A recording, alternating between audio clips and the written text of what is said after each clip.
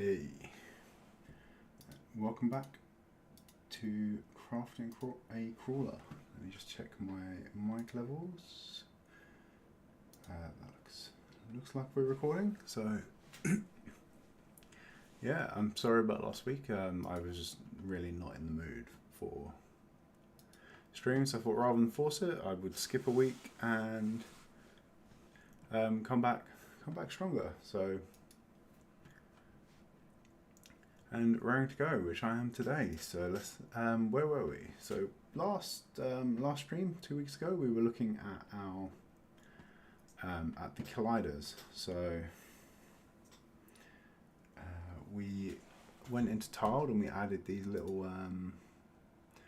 boundaries. So our water tiles all have little collider boxes.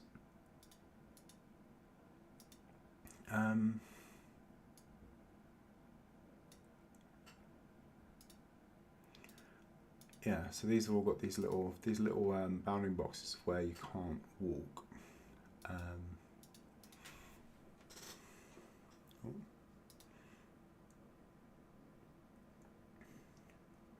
But if we run the game, at the moment these are not implemented at all. So we extended things so that we could actually read that data out of the map. We don't currently have anything implemented to stop us just walking off the edge. So with that in mind, let's jump in. So what were we actually doing?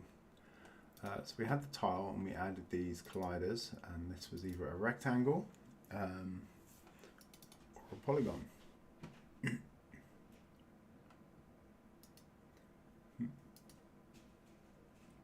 Oh. And great that the stream actually started for you, Splash. Yeah, we've been having some trouble with YouTube not actually starting the streams when it should do. So people have just been sat in the waiting screen, but it's good to see things are actually working for a change. Yeah, so we modified things a little bit, if I remember right, and we added the terrains. Terrains. Pronunciation is hard. So we record the edges of what the what terrain is what. And then we're storing this on the tile itself along with the colliders. We also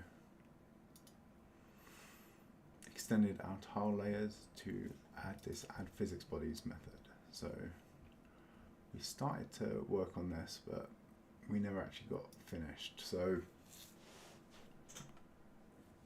yeah, I think this is a good place to continue. So we were picking up the rectangles, and then the other one was the polygons, and we create a physics body.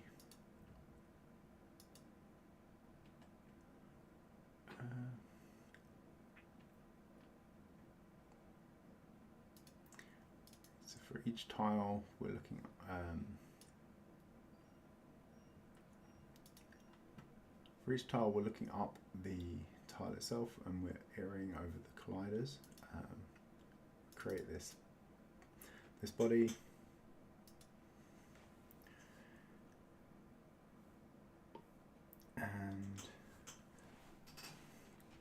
And yeah, so we have the physics body here, and what we need to do is add fixtures to that.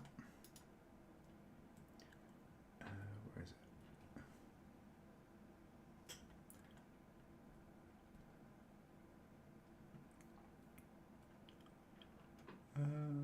We should have a method to set the fixtures.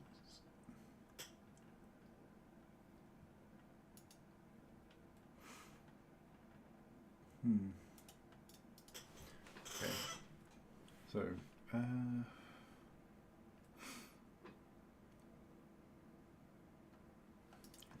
we go. Let's just search for.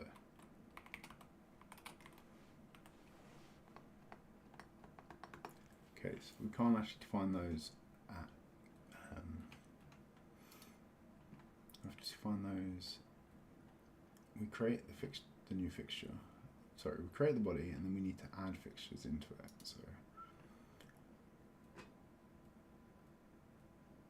from my understanding,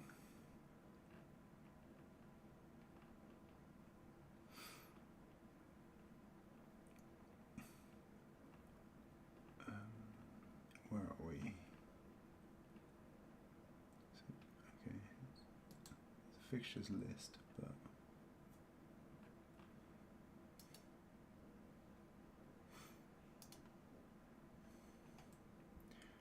let's have another look at the physics page.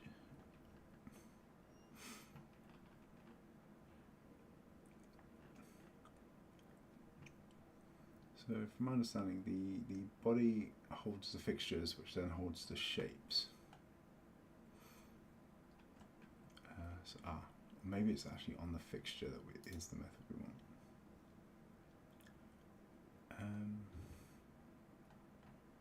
When we create a fixture, yeah, we specify the body and the shape.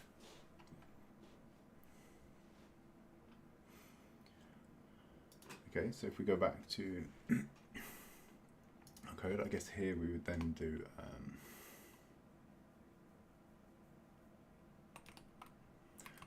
love dot physics dot new fixture, and this would be body, and then we'd add our shape.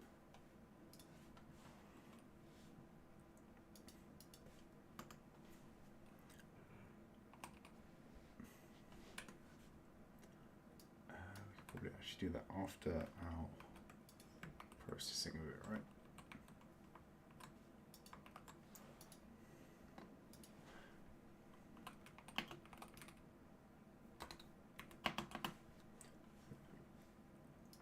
In this one, we'll do a love.physics.new polygon shape.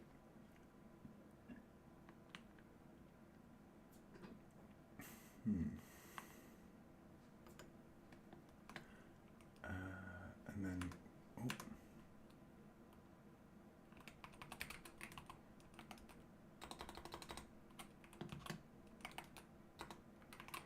and then we should be able to unpack this. And then if we have a look at our polygon, we don't actually have an unpack method, but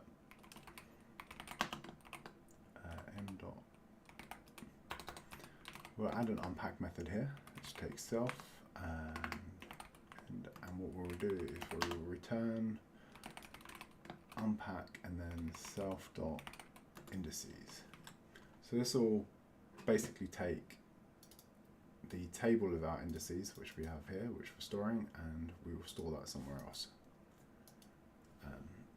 So we'll return each of those as an item, one after the other, which appears to be the way in which this is specified.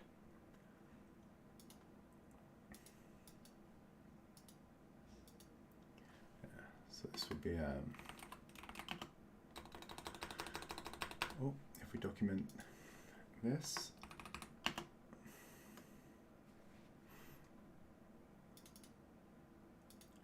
and then we return, hang on, no, this takes the vector 2s. So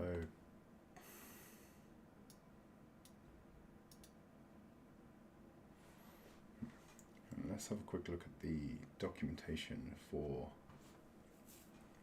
our new polygon shape.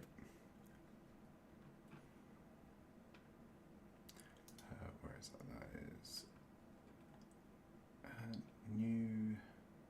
new polygon shape. Here we go. So this will take. I want this will also take a table of the vertices, but then that has to be an array as well. Okay, so I think in our unpack method here, what we actually want is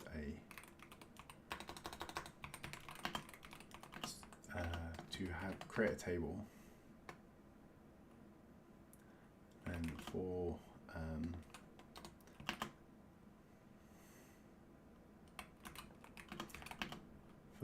for each vector in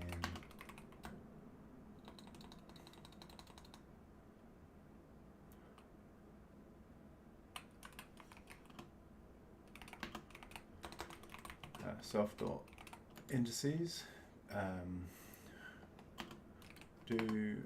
what we want to do is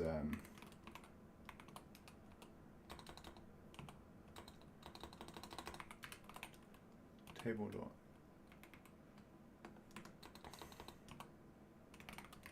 insert into the result list for each thing we want to insert the vector.x, and then table.insert into the result the table.y, sorry, the vector.y. Let's actually go with item as a name, because although it is a vector, it's not, that doesn't really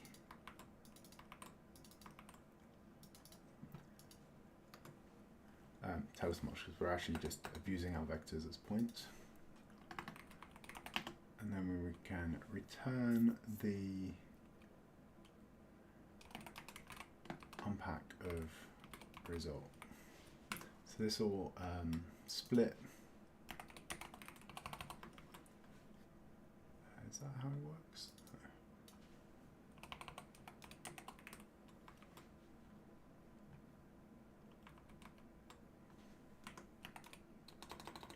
I think it's number like that.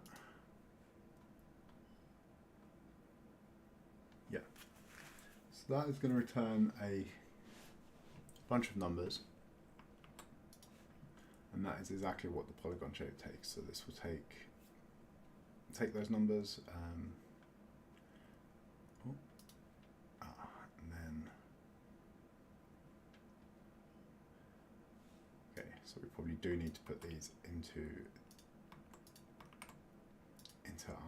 our branching if statements. So now we should get some colliders being added for every tile when we call this add physics bodies.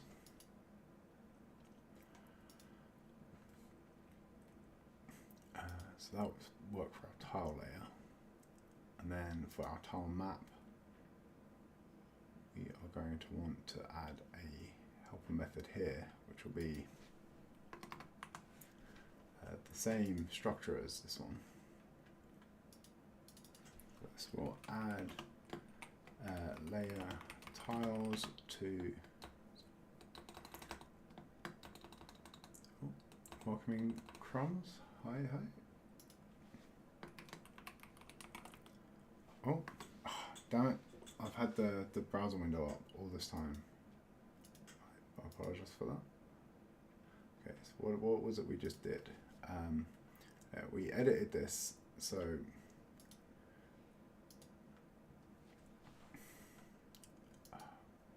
we added this unpack method.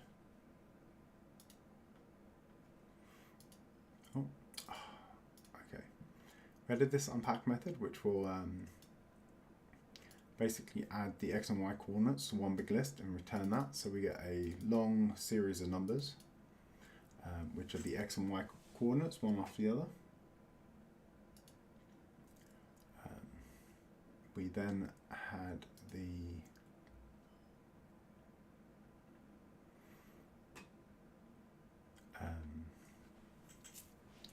we also updated the colliders here, so that sorry, this add physics bodies, which we worked on the week before last.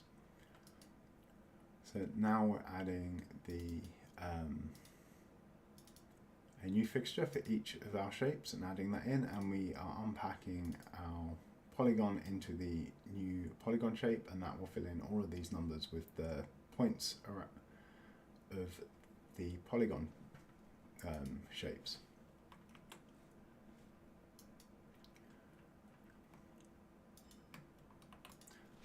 this, we're going to add tile colliders to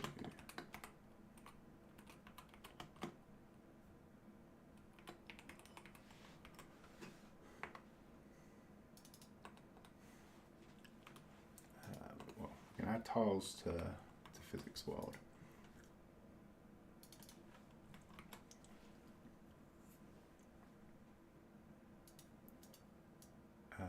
Yeah, so having this, you probably also want one of these on the map itself.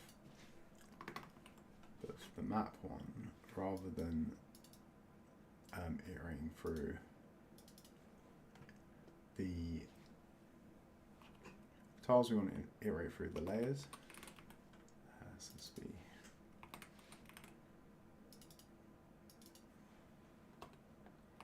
so for each of the layers,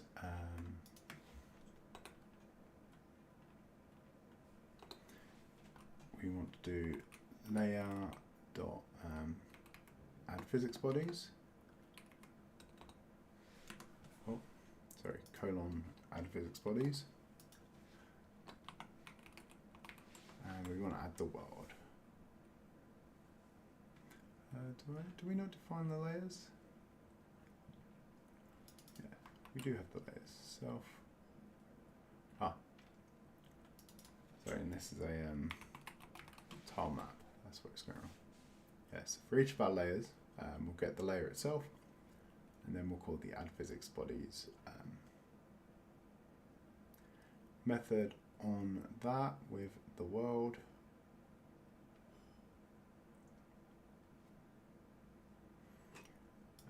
And then, yeah, so that's, I really need to,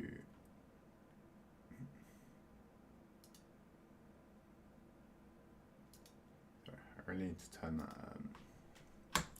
that blame shortcut off at some point. I keep looking, but I've not managed to find it. I hear far too much in these streams.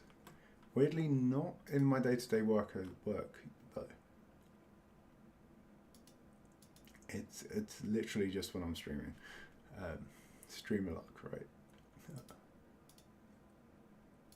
Yeah. Okay. So we've got the bodies there.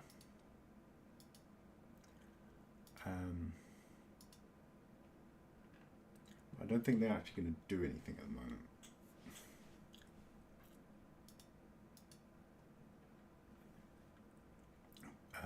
Because we will need to update our player so that the movement is based on the physics instead.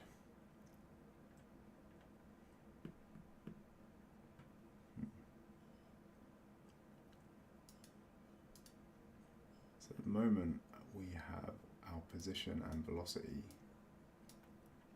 set here. I think we will need to create a physics body for the player and then give that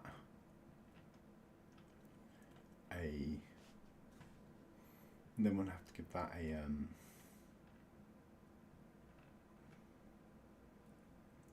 some momentum, I think. So if we go back to the documentation again, we want level of physics.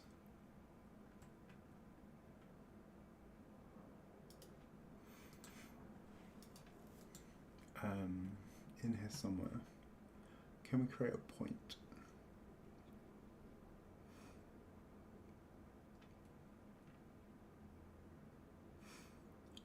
Shape. Can we just have a point? If not, we might just have to have a small circle, which I was going to use to represent like the feet of the player, the base of the player. So it doesn't look like we can use individual points. So I guess a small circle or small rectangle is probably the smart move here. Okay.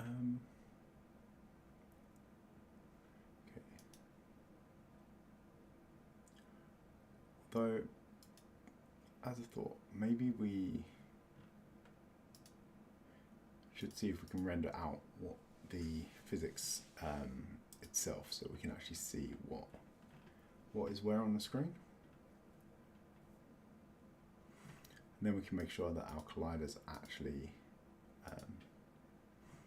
go where they should go.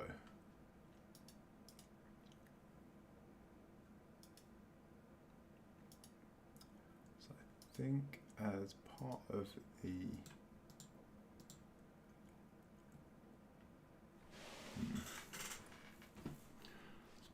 world, we don't really have a object to encapsulate our physics at the moment, do we?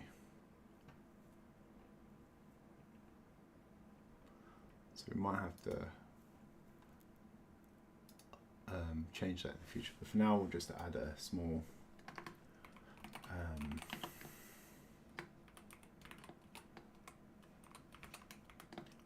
draw physics function, and this will take a world,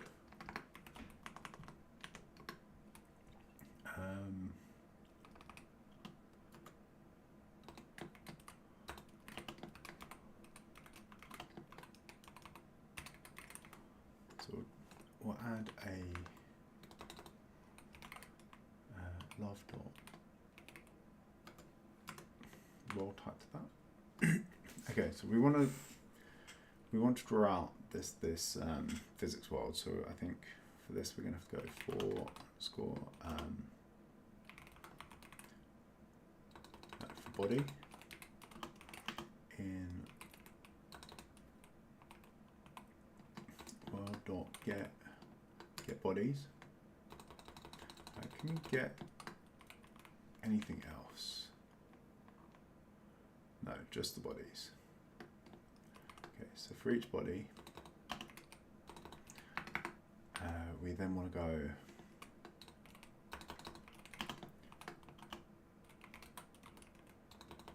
for fixture in body dot get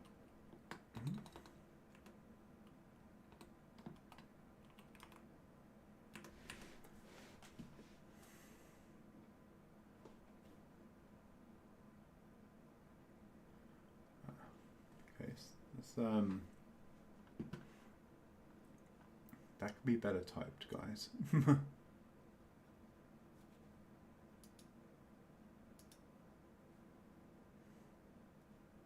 Just stating that it returns a table is not helpful.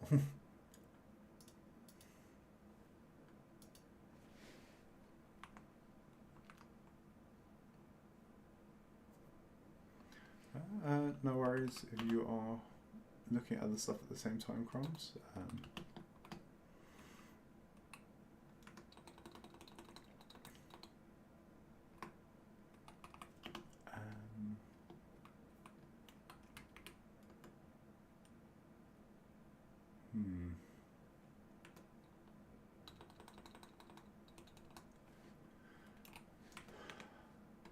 Okay, so this we then have get fixture. Get fixtures.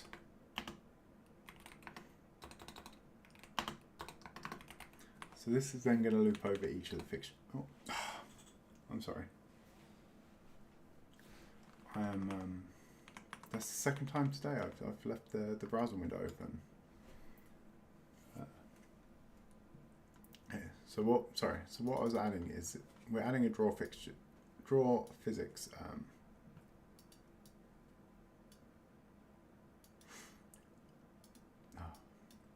We're adding in a draw physics method, which will draw out the physics world. I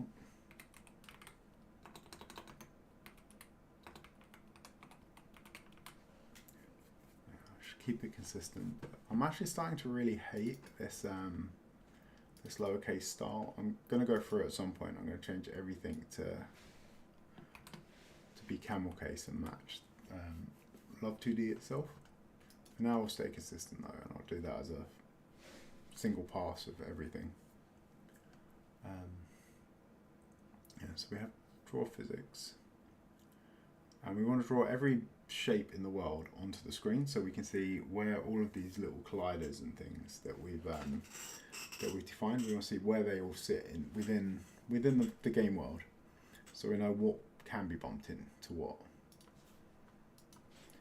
And then after we can see it, we can start to figure out how to make it actually bump into each other. Okay, so we're looping over every body, and then we're looping over every fixture within that body. And then let's go back to the browser for a sec. And then we want to have a look at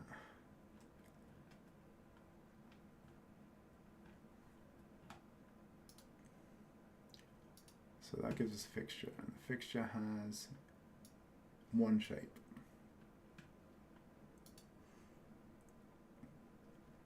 So we then want to loop over each shape. And we will remember to turn it off this time. So for, no, so we only have one shape. So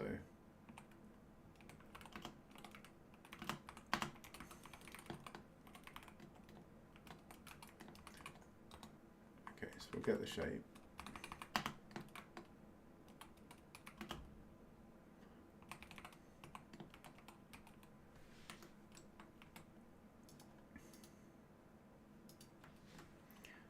Let's see if I can quickly find a cast. How does he? Oh, okay. So I should actually be able to go cast.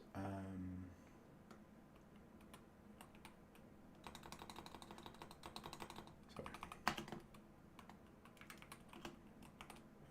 Body to love dot. Love.body. Here we should be actually be able to go cast fixture to love dot fixture.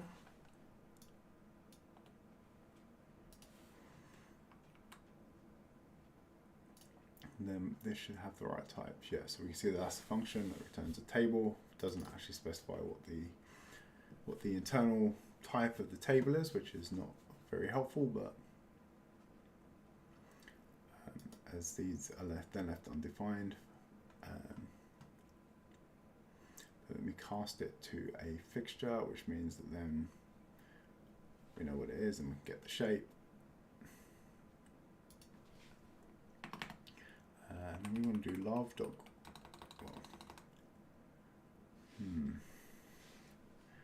Then I think we need to check the type. So if shape dot type of, I think is how this works. So let's have a quick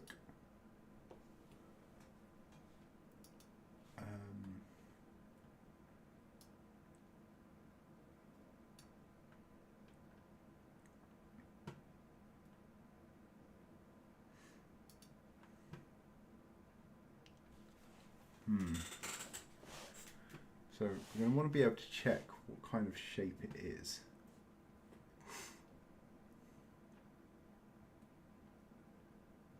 So we've got this get shape type, and this will be a string. Okay,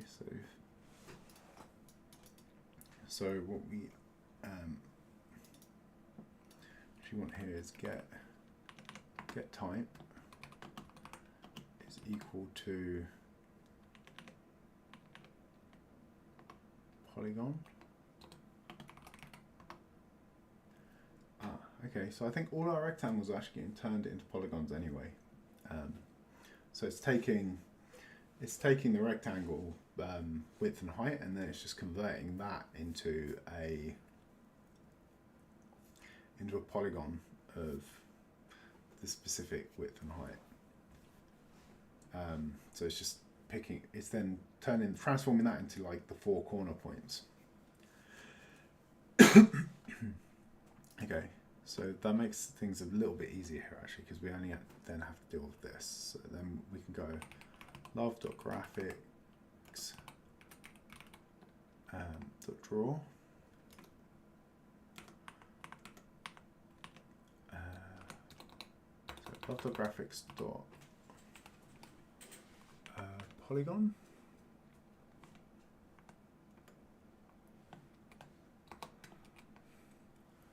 And we'll draw a line. And then we want the vertices. So that would be shape.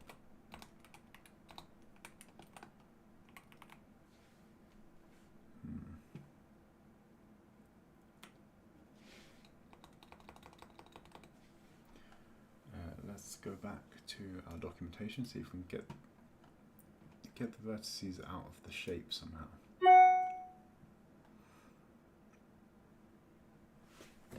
So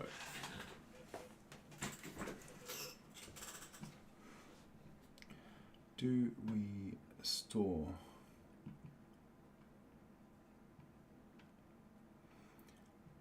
the raw shape contents in here, subtypes, polygon shape? Yeah, so we should be able to get. Okay, so then if we're here, we'll cast it to. We'll cast shape to polygon shape.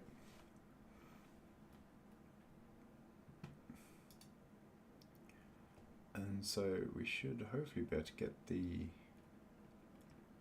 points.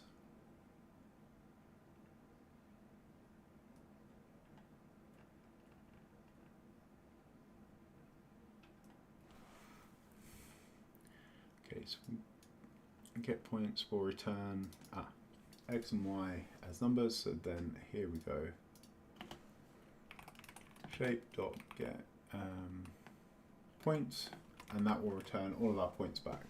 So this should then draw any polygon shapes in the map onto our map when we call this method. So after our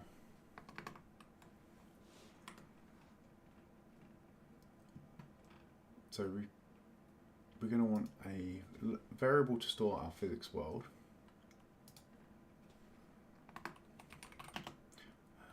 World is equal to nil, and we will set the type of that to love.world. And then inside here we'll go local, we'll go world is equal to love dot physics dot new world, and then we don't want gravity pulling us in either of the x or y because we're looking top. God damn it. Okay. Alright, I'm going to leave the browser alone for the rest of the stream, I think, because I cannot be trusted today. Sorry. So yeah, so this is, so for polygon type shapes, we draw the polygon line, and we draw it as a line, and we use shape.getPoints, and shape.getPoints will return us our x and y positions, one after the other.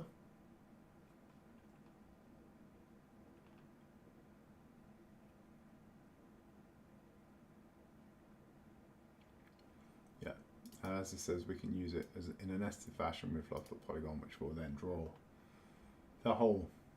the line of that area. So that will loop over each body, each fixture, and then take the shape and draw the shape onto the screen.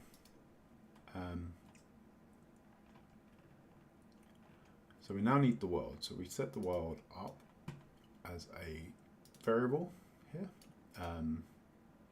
We just set it to nil, but we set the type to love.world, and then in our setup method we will set the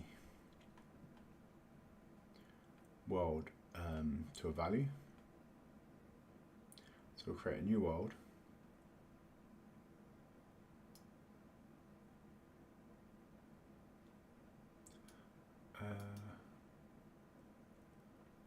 And we don't want any gravity in it.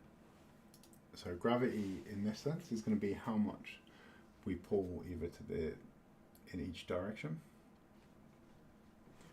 And we don't want any sort of force pulling us continuously in any direction, right?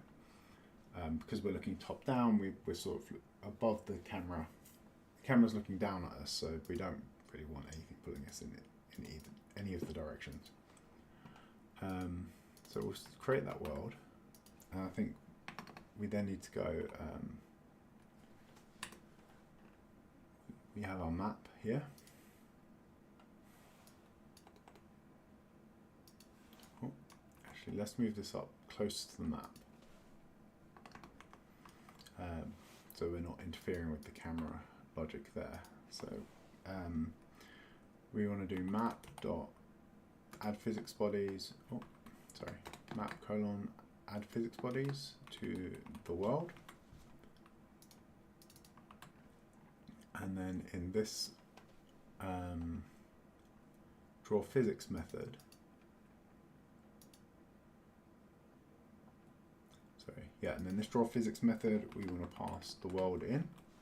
That will draw out our world and all the shapes inside it as an overlay on the map. And then with that, hopefully we should be able to see all those colliders from the tiles on our map. Should probably actually add in a bit of logic here.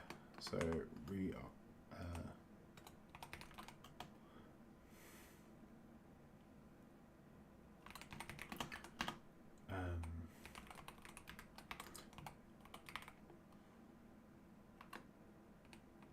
so we're going to get the color here, and then at the bottom we're going to go love.graphics.set color back to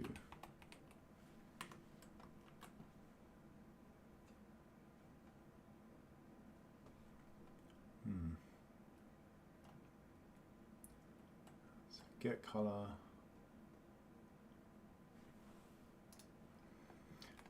We want the table, and then the bottom here we will unpack color back into parameters. So that's going to save our color, and then we can set it again later. So then we can go love.graphics.set color.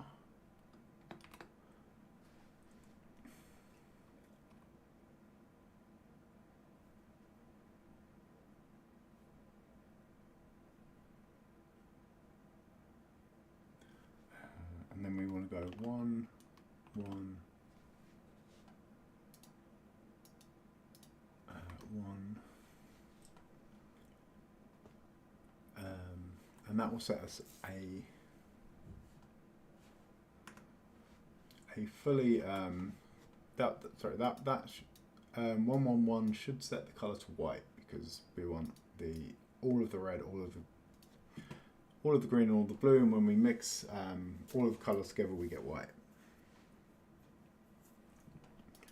And we want 100% of each of those color channels.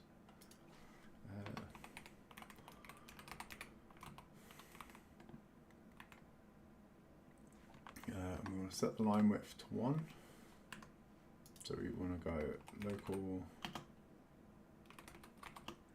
is equal to love.graphics.get line width. And then at the bottom here we want to set that as well.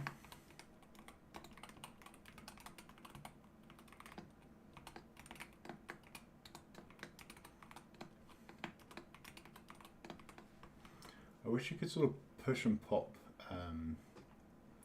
sort of drawing styles onto the graphic stack the same way as we can coordinates. So like in our camera, for instance,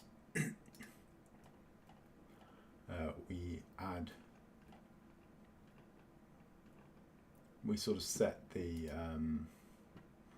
we push this sort of state on and set it, and then when we pop it off here we sort of remove everything that we did to it just goes back to normal. But for the drawing, even in this one, for instance, we have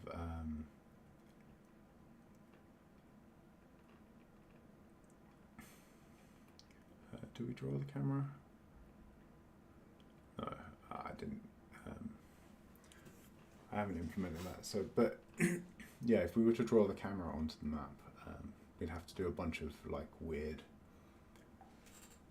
drawing as well, which is not quite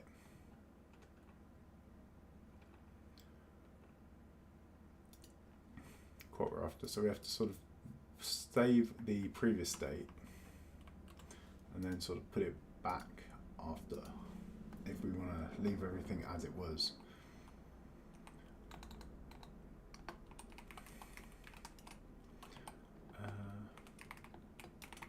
So we also have what's the line style? Rough or smooth? I don't think that matters too much in the context of what we're doing. So we'll just go for we'll go for a one wide line of, and we'll use white for the colouring. Okay, so we can now draw. So when we draw our physics world. We have everything in there. So moment of truth, if we run the game, we have an error. So this is in tile map, tile layer lure dot and line 59. So tile layer line 59 is here.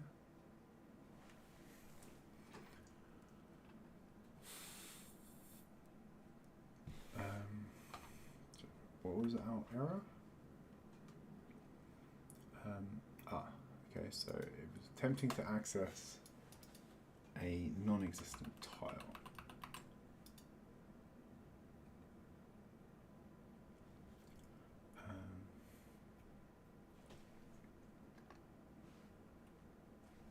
So we're going to need to wrap this with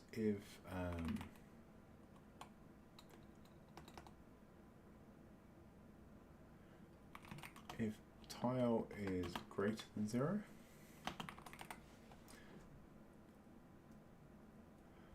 then we do each of this or end. Okay, so we're only gonna add the colliders if the tile exists, and 0 is our non-existent tile. So now if we run things again. Line 60, attempt to access, index a nil value.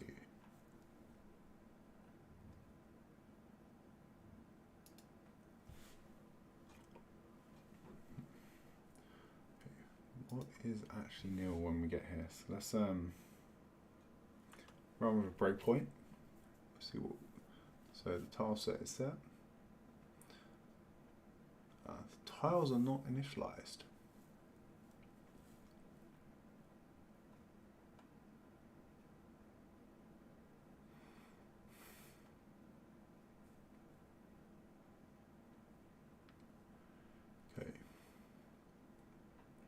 So we're not actually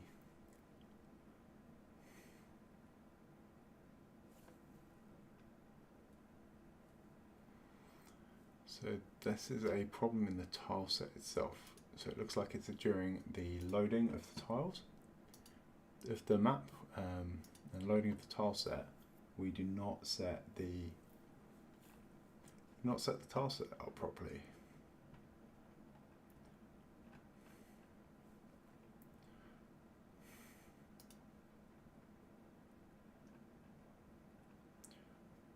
So when we load, we loop it over everything here. Okay, we never actually loaded the. Oh no, we did. Okay, so here we go. So we've got the colliders, and we loop over those. So then we have our tiles. each tile, load the data in, and then we create a new tile set with the tiles, and do not store them. That's why. That was a bit dim. Okay, so we'll store the tiles.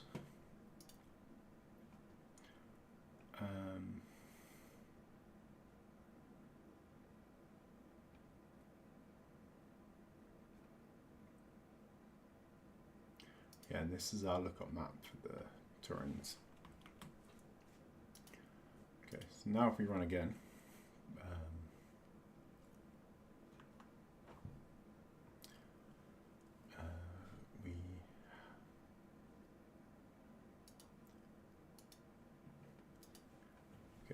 we have a bad argument, 1 to I pairs on line 60. Okay, so still around here. We've still got a problem. So let's we've got a bit closer. So what I suspect is that this is empty. It's going to be the problem.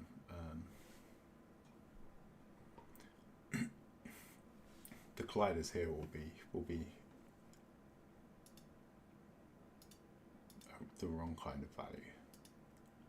So this will be in our tile class. Colliders are set to what comes out of here.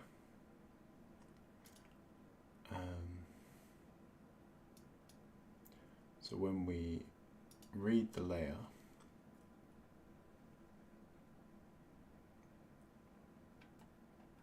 when we're loading things, I think that's in the map, isn't it, our loading method. So yeah, when we load the map, we loop over each of, oh no, sorry, it's the tile set, isn't it? When we load the tile set, we load the colliders in.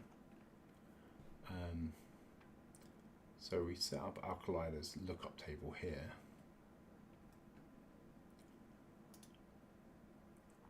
And then we return the value here, but then this is not this is potentially not set if there are no colliders for that tile.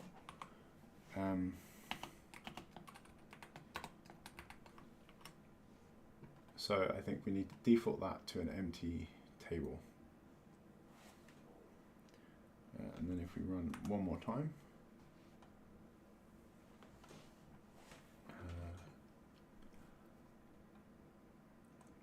what do we actually have here? We have a table here for each tile.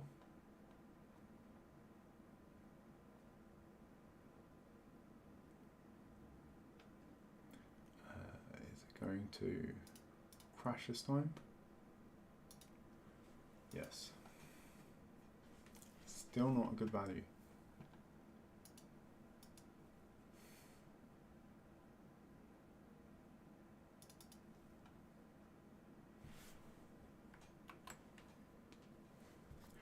Okay, if we come back to our layers,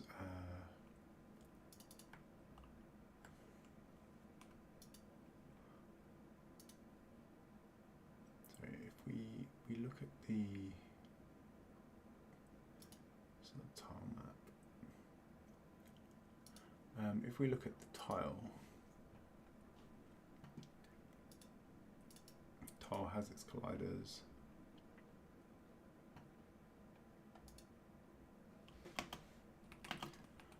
Maybe that's a better place to set the default.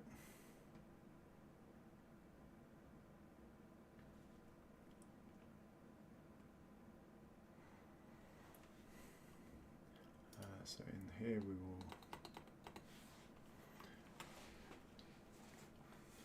take what we have, and so we build up our colliders lookup table here, adding in the objects as depending on what we load.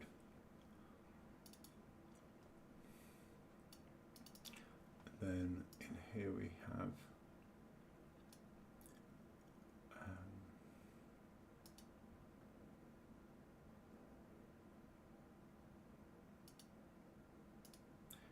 create the one lookup. So we use the terrains from here, and then we use the colliders.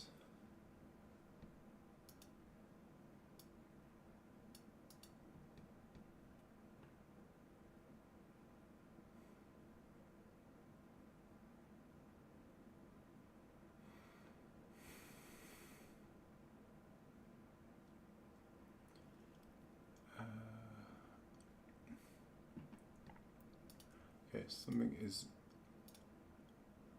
All right, let's go back to a breakpoint, and we'll start this again. Try and dig into what we have here. So let's call up a debug terminal, debug console.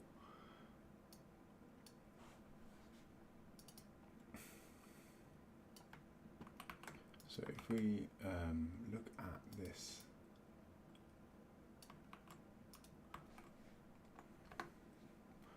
that is a table.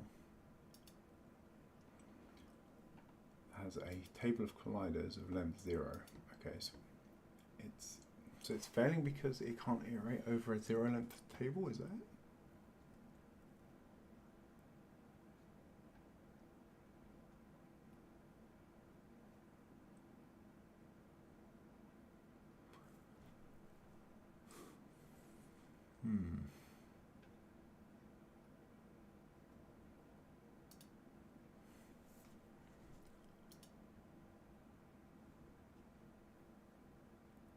Wait, no, that one has worked fine.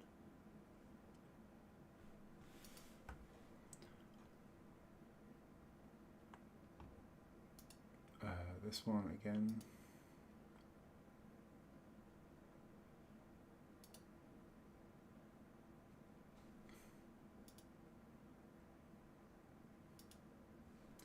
Okay, so I think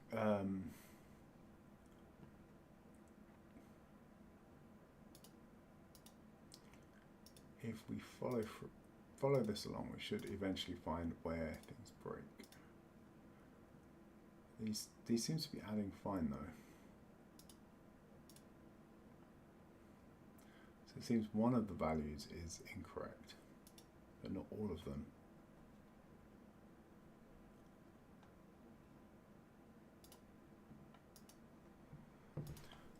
So what we'll do is we'll print out the tile.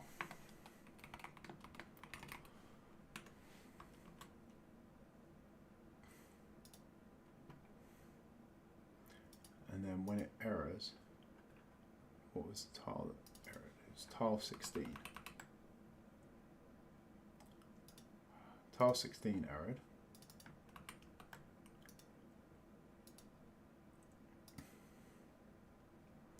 So when we run this again,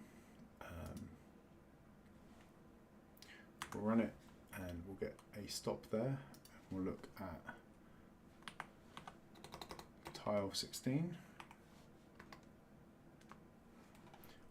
What does this one look like? So we have colliders in this one. So this is a length of 1.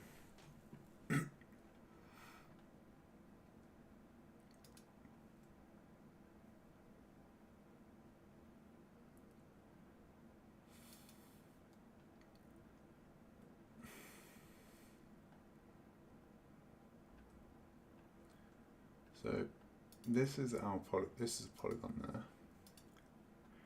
So we have the colliders is set. So I think the problem it's erroring as soon as it hits one,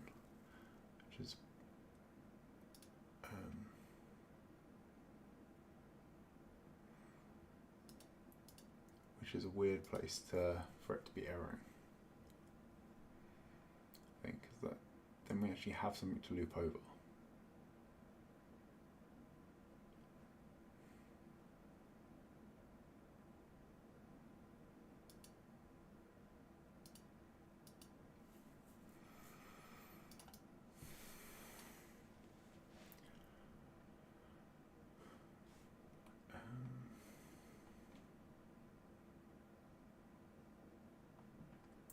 So the fact it's erroring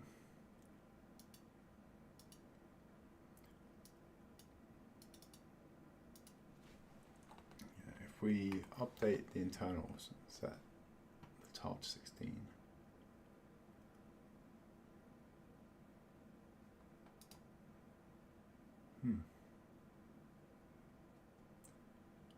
That worked.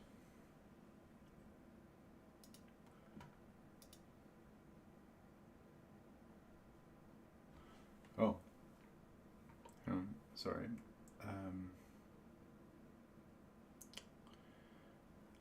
Our error changed. Sorry, I didn't notice.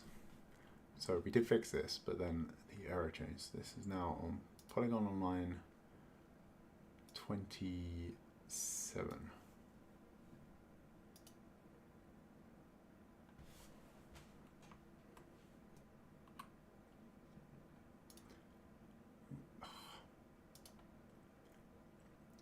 So let's close some of these side bits. It's a bit too much open. Okay, so actually we want the polygon class here. So this is erroring on line 27. Sorry, so we've got our I pairs here. Here we go. That should now fix things, and then if we run it again.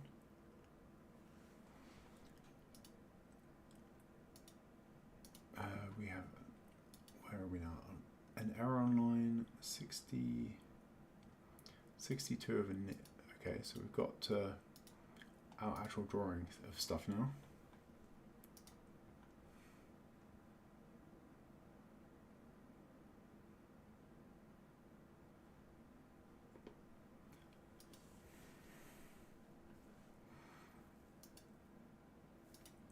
So line 62.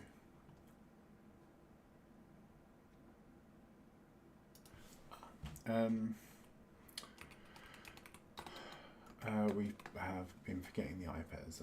That's our problem here, which is one of those peculiarities with Lua that doesn't tend to exist in other languages. So most other languages can just iterate over a table or an array. Lua requires a method to turn that into a special iterator class.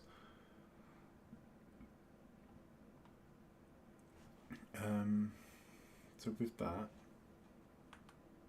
if we try once more, hey, we have our class, but we don't have the, I'm not seeing any of the colliders being drawn. Curious.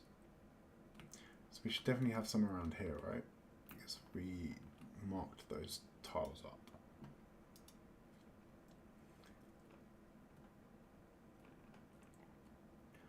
So if we breakpoint our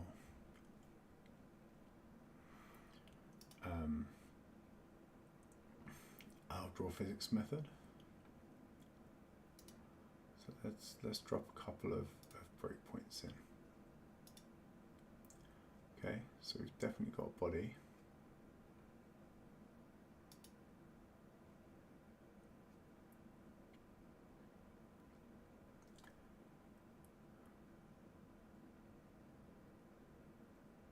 But the body doesn't have any fixtures.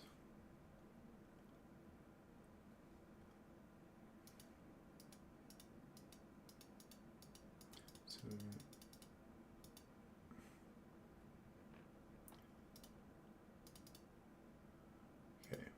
the body doesn't have, our body has no fixtures, which means that somewhere in our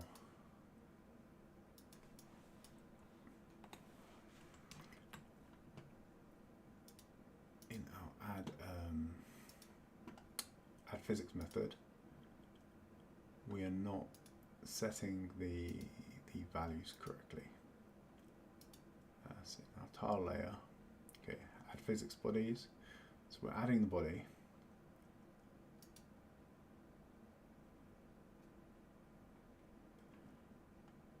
But then we're failing here. Do we get do we get this far? So when we run things,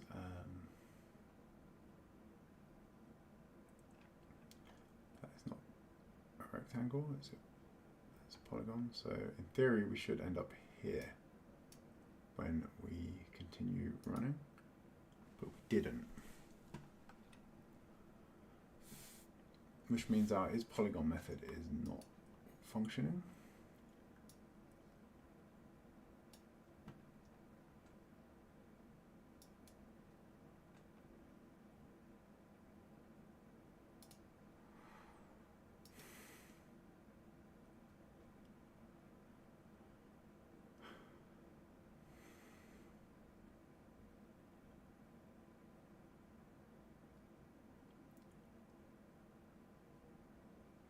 This is so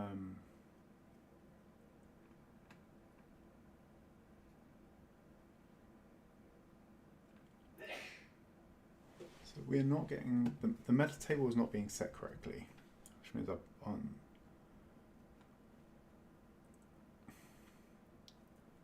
even though this is actually here, and we set the meta table to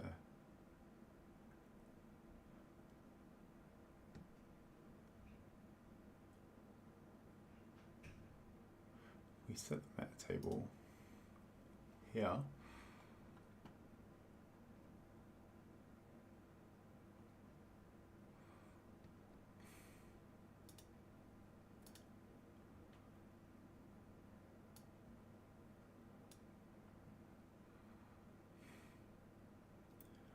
But the values are different for some reason.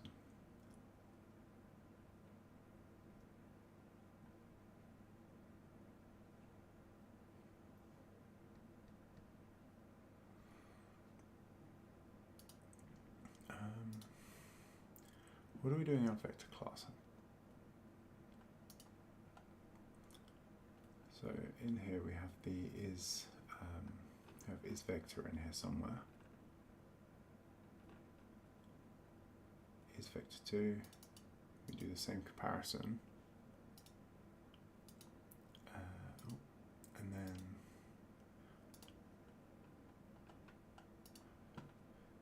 do we have a test for the is vector 2 method?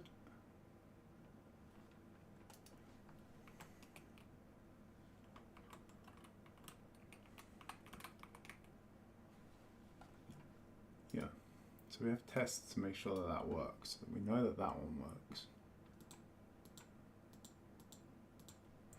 So why doesn't it work for polygons?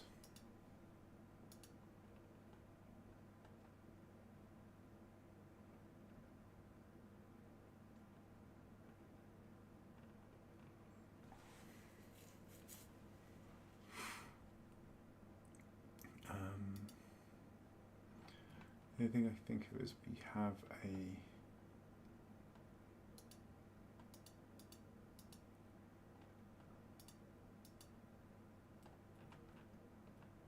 no. So there's no like loose. There's nowhere where we've forgotten to set this as a local that could be overwriting it everywhere. Let's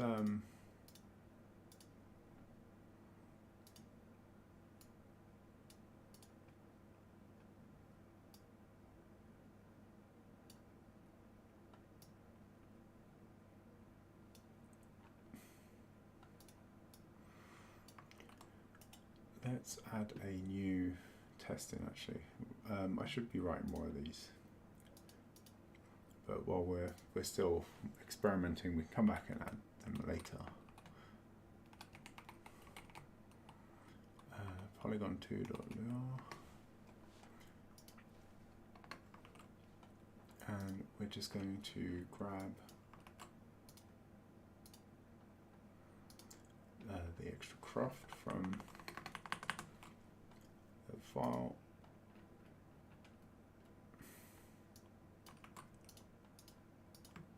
Drop that into here. This is a polygon 2.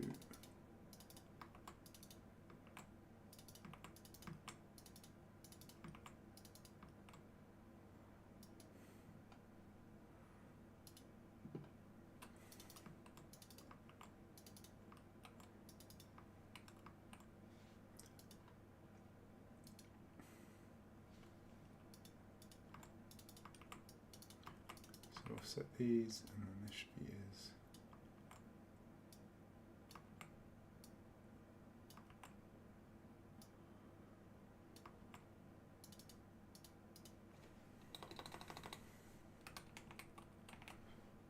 What do we take for this? We take, we also need the vector 2. Oh, vector 2. So we're going to set the, so this takes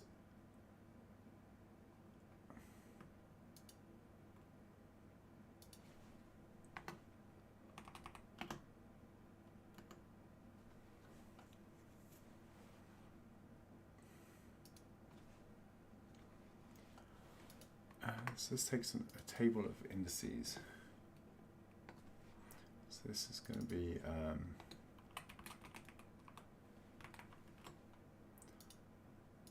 a table of vector 2's.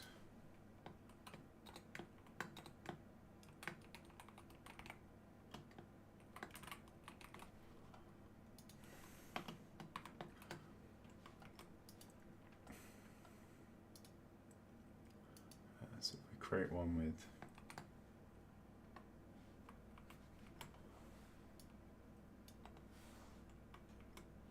no values,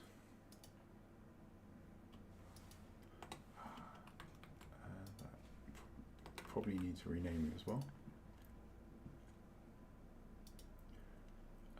And then how did this work? It was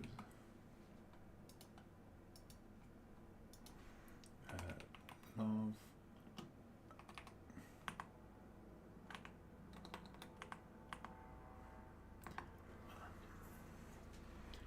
okay, so that check is actually working. So when we run it in isolation as a test, it picks it up correctly.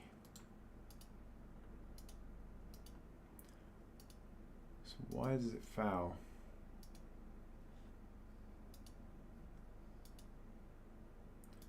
When we run the actual game.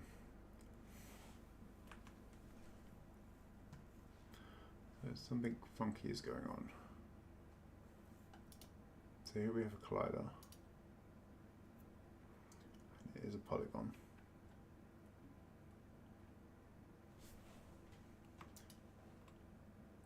If we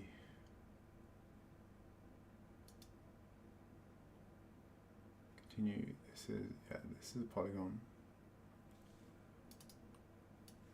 And if we go to the debug console, okay, so yeah, nice, that is true. So we come out here. Okay, yeah, so we add the shape. Okay, so we get here and we are adding a shape.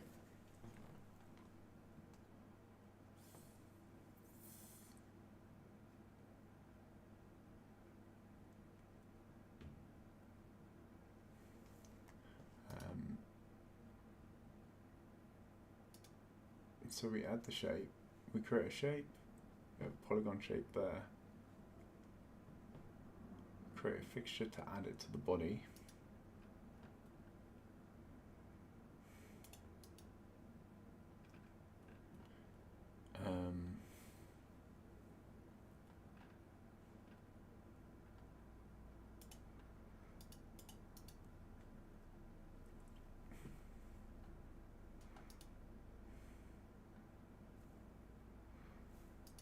And then if we look at the fixture docs,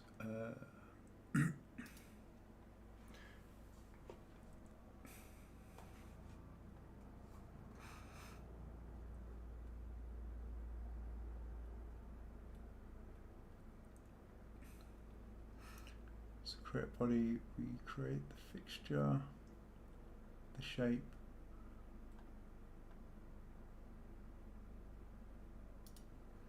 so a quick check that we're doing this correctly.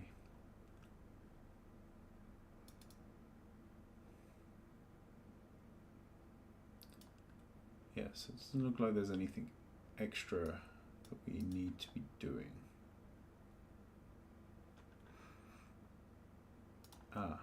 We're not updating the world though. Maybe this is why things aren't correct, but they should. We should need to update it for us to be able to draw though.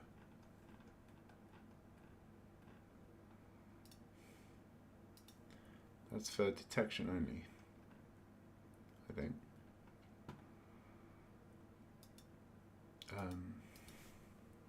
Okay. But we are adding the fixtures.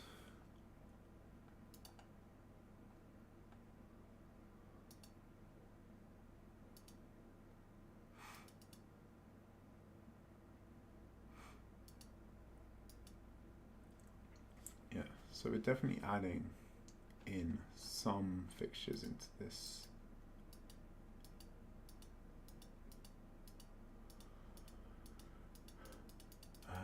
Maybe the problem we've seen before is that, so I guess we probably don't want to create a body unless we actually have colliders, right?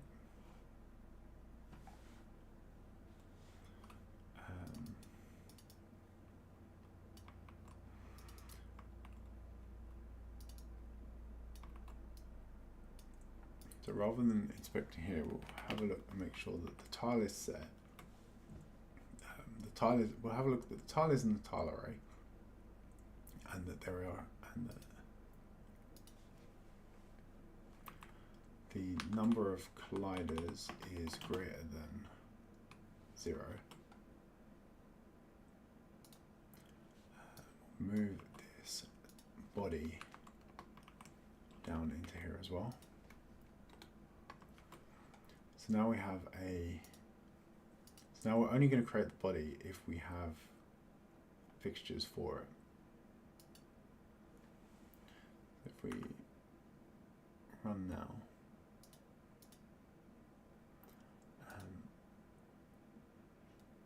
actually let's go to our init method. Yeah, we want to check in our draw physics. So then if we continue now, okay. So we have a body that has a shape, and oh, we got a polygon shape.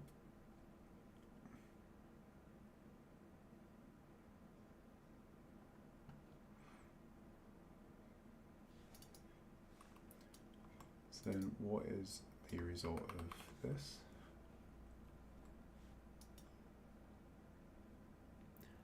We want to have a look and see what the type is actually returning. So it's a polygon.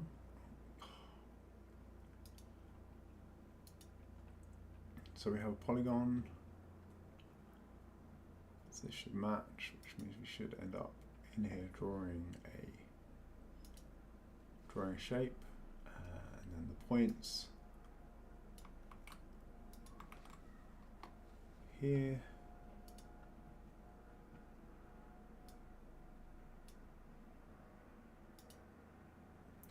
So I think that's the actual shape.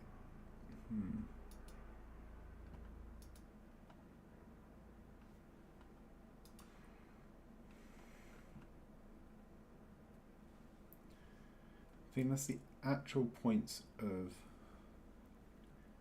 the shape itself and not the position within the world.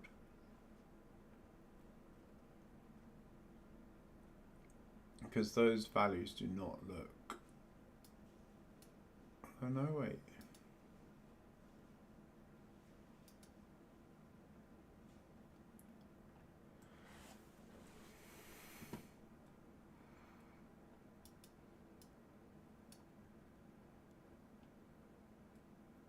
There's some of the... Why are there negatives here? This does not look...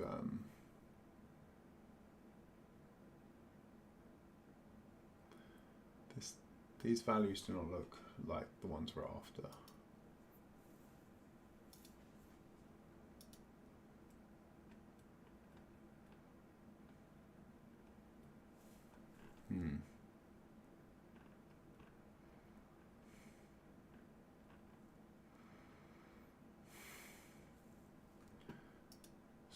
Is there a...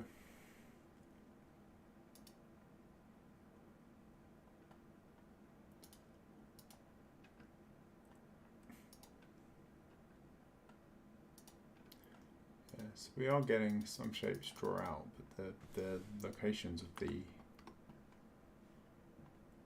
Yeah, I think these are positions within the...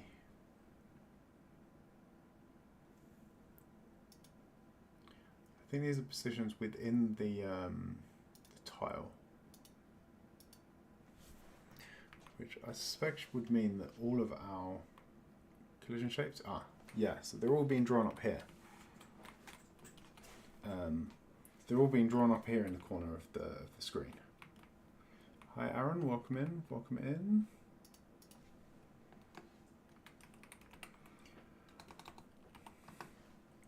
We are looking at collision for the map today. So for some reason, all of the items are being drawn in this top corner, which is not what we're after.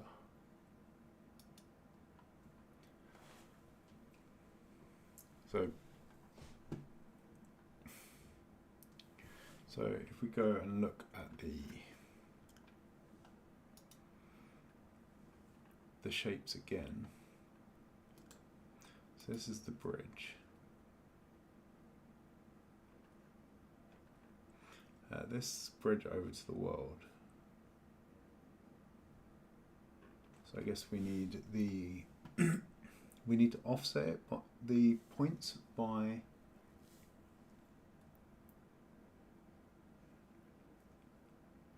the position in the fixture.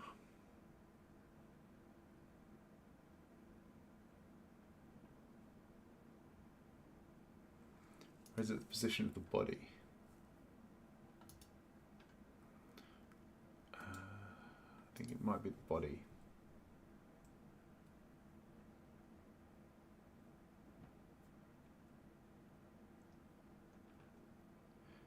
So the body should have a position somewhere.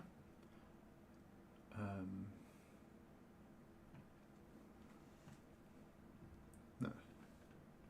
Wait, no, sorry, that's the fixture and the body. So the body should have a position. So if we get position.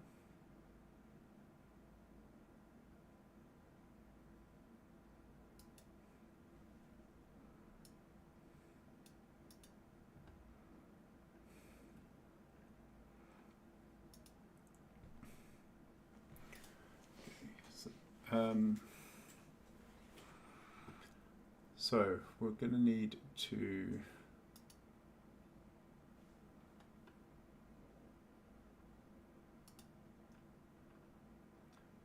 for each body, I think we then need to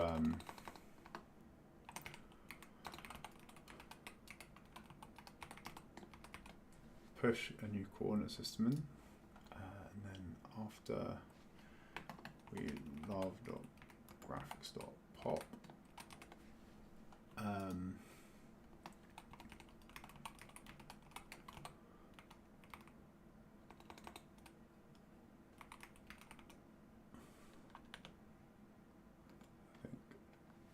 is it translate? No.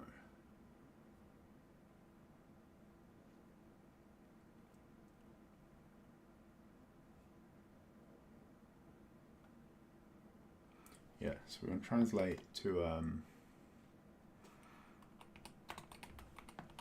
body.get position.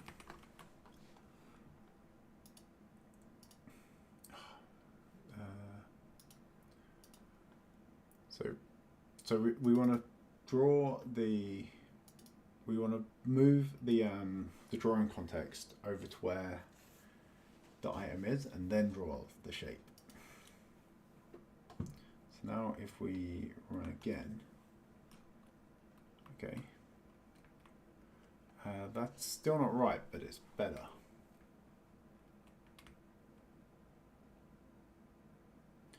So these shapes are sort of tracking. They're just not particularly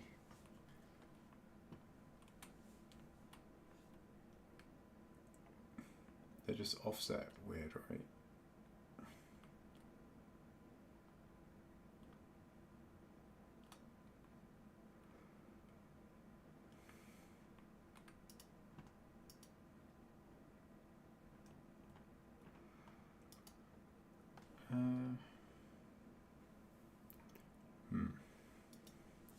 We are missing something here.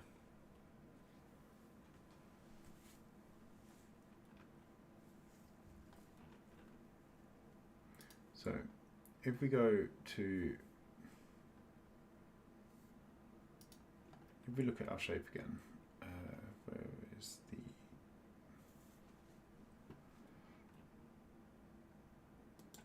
yeah, so if we look at the shape, we have the polygon shape, and in here we have polygon shape get points.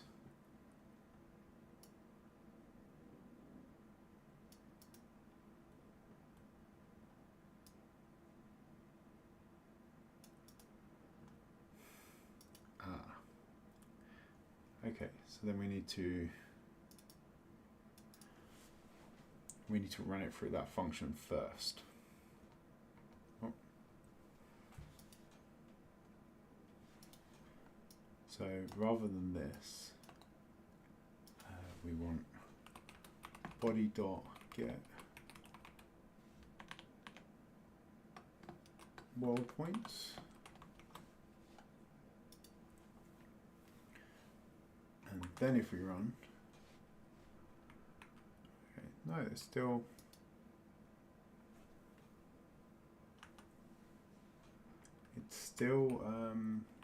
off.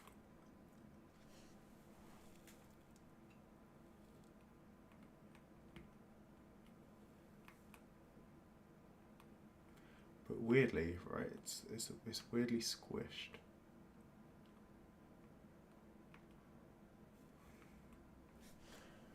So if we look at these, this one here is from, it should be up one. This is, this little one bit here is this little nook, and this one's missing there. These should be up higher.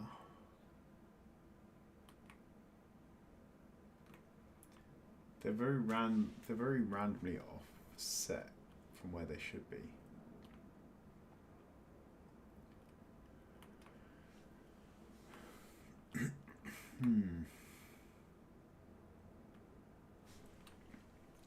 So we are still missing something.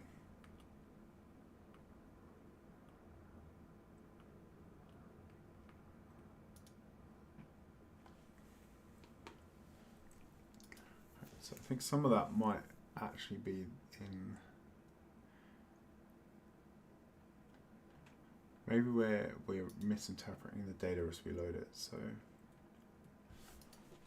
is there a minus in here for one of the,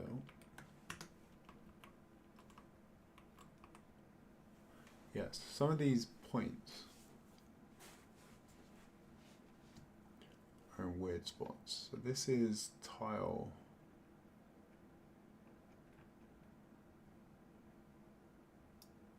12. And we start at tile, okay, so 4 is the first one here. Let's go back to our actual tiles. So we've got 0, 1, 2, 3, 4, 5, 6, 7, 8, 9, 10, 11, and 12. So this is the first one. These shapes.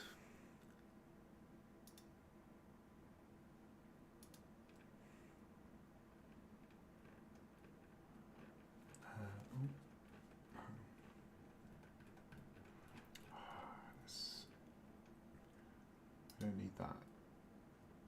So it was 12 that was playing up.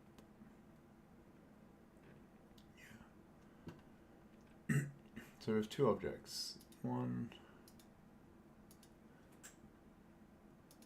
and then this one is two.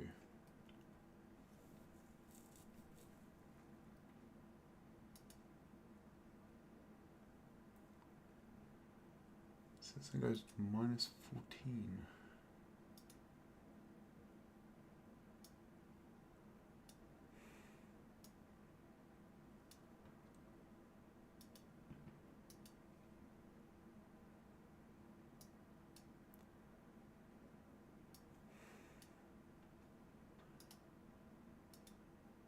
We access the individual numbers for these. So I think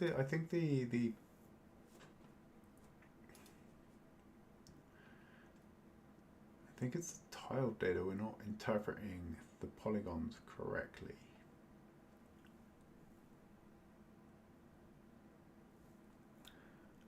Where is the obvious one? So the top corner, we have this one. So this will be what? 4, 5, 6, 7, 8, 9, 10, 11, 12, 13, 14, 15.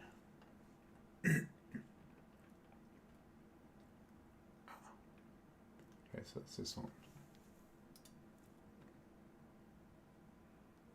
So we go from 0, 0 to 32. Yeah, it's, so these values look correct for this shape.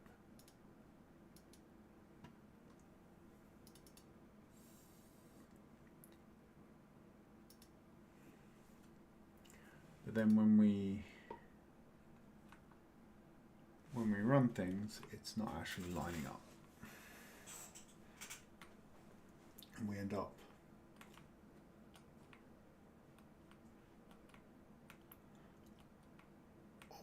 offset.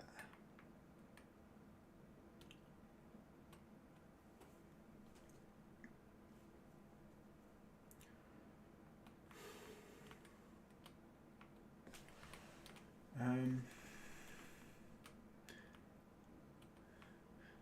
mean, actually, some of it, the offset is to be expected because the tiles themselves have the layer has an offset which we're not respecting when we set this, but I would expect it to be consistently sort of off by 12 pixels.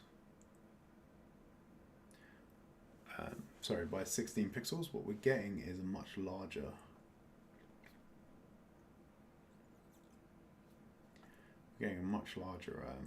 sort of offset on it.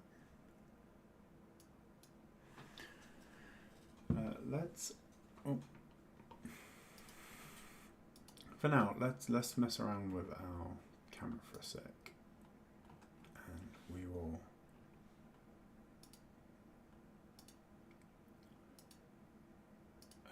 where do we want in the end there. Let's see if we can get a bigger picture of what's going on.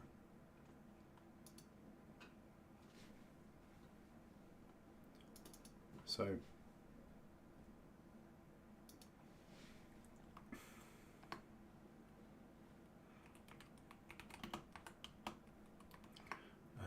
viewport.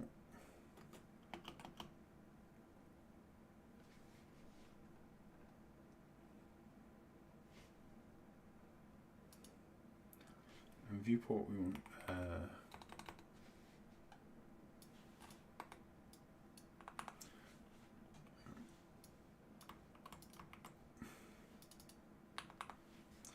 we'll override that and we'll set it to the actual size of the window.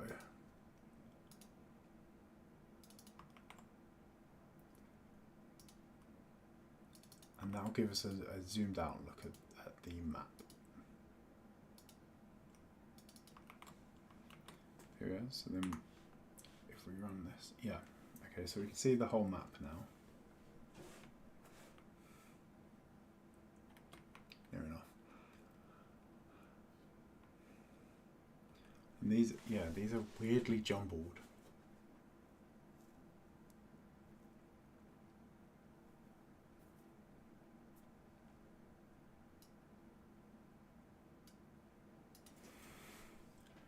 So I think maybe we're not adding them correctly when we set up the physics layers.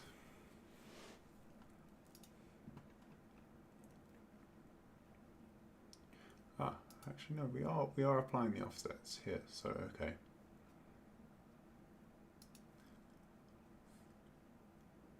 So we're looking at X and Y. We're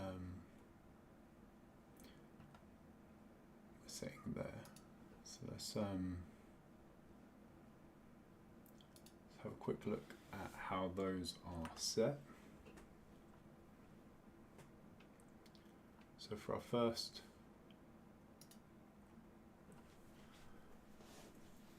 tile is -16, which is because it has we have the 16 pixel offset for a half tile of width.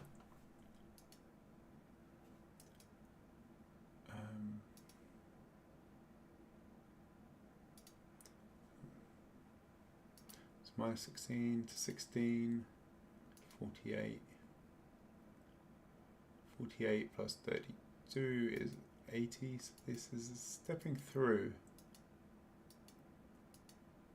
in the right amounts here. Then we go up to 16.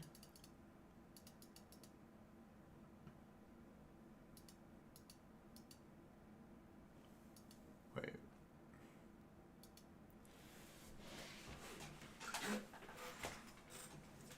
So we go to 6. We go 16, 48, 80. I think it glitched on the last one, though. Yeah, so that incremented, but the X didn't go back down.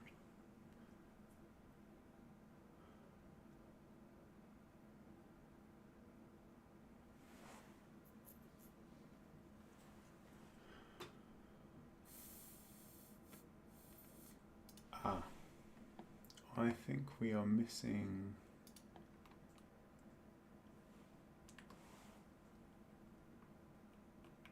No, we have parentheses around this. This is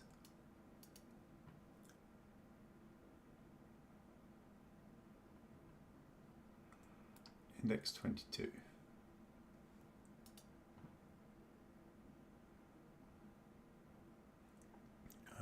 Let's get the debug console back up. So we have index of 22, and then we have layer size.x of 30.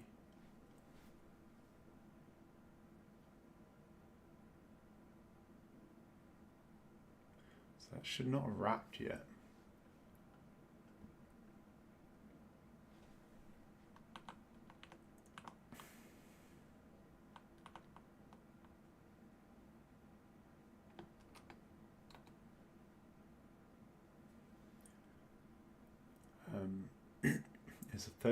It's a 30 tile wide map, and we're on tile number 22. So we shouldn't have actually wrapped.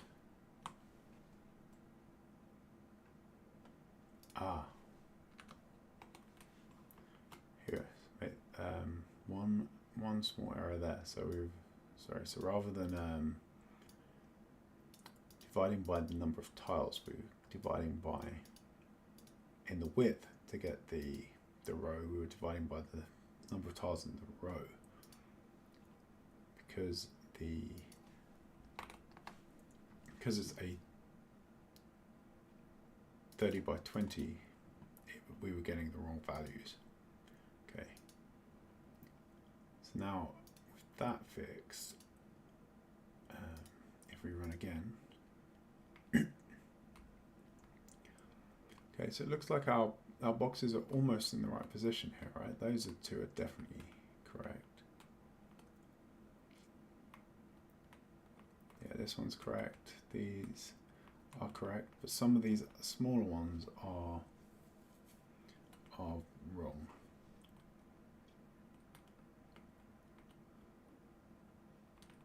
Definitely blocking off the right.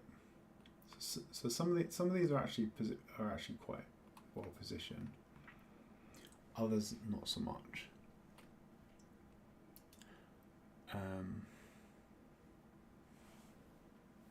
Oh, sorry.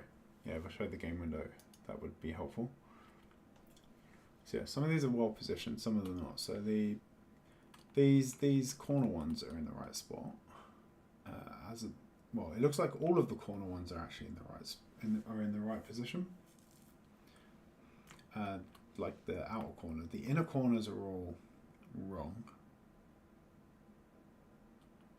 and displaying in random spots, and the sides are wrong as well. They're displaying in the wrong spots.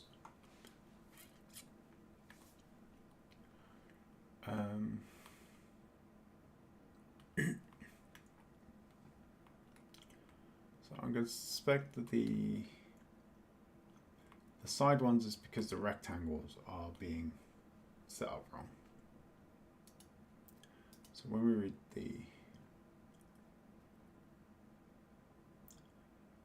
so we set a width and a height for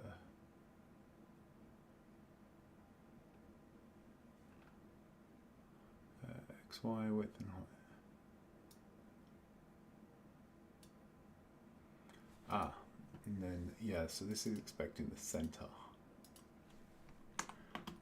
So this then needs to add collider.size.x divided by 2. And this needs to add collider.size.y divided by 2. Yeah, sorry. So this, when we create the rectangle, it takes the center. So the origin is at the center, which means we then need to add half of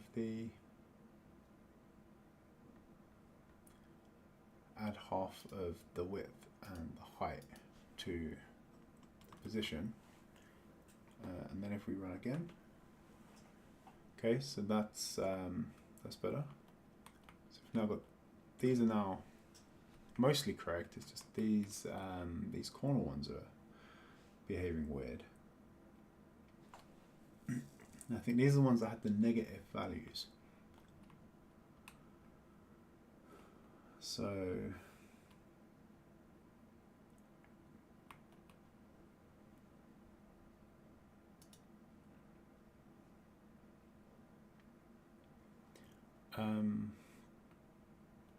so if we look at these, this one here is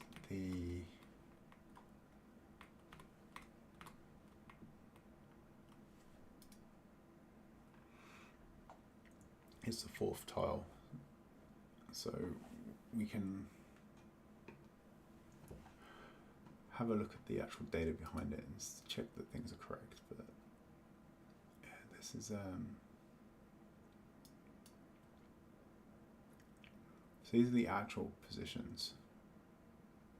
Okay, so those should be fine. But then when we look at the if we look at the tile set itself, so tile ID 4 7 6 5 4.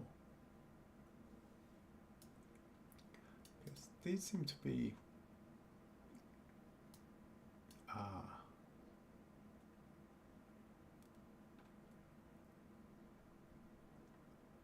so these have an X and Y themselves.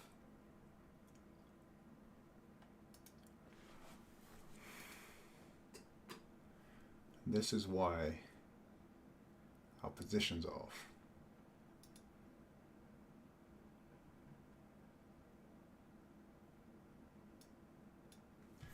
Okay, so when we go, when we load this data,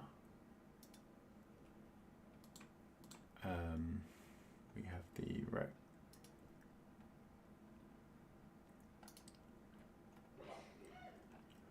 Okay, so we want to, I think, add a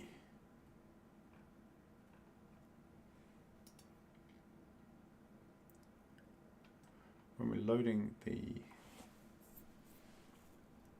polygon in, the polygon itself has an X and Y. So in our map layer,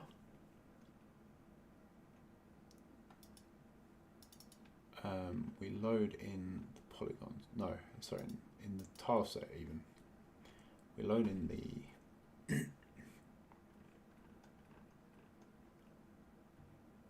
that is okay. That's the terrains. This is the colliders. Yeah. So when we're looking over the polygon, we have our vectors, but we also need a local origin is equal to hang on, this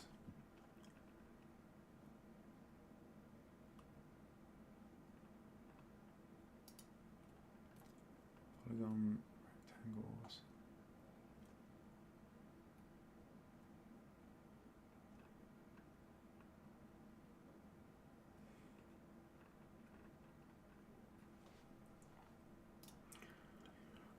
Okay, so we have an origin here, and this is where in the tile that the shape is.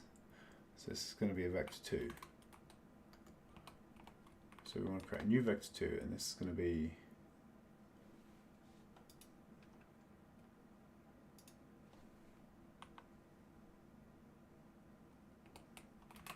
object.x and object.y.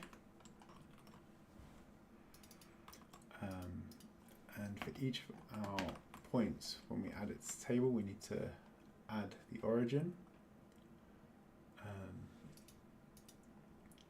Also, looking at this, we have an offset x and an offset y for the for the group, but I don't think that gets set in tiled. So I think that's potentially more for when we look at object layers.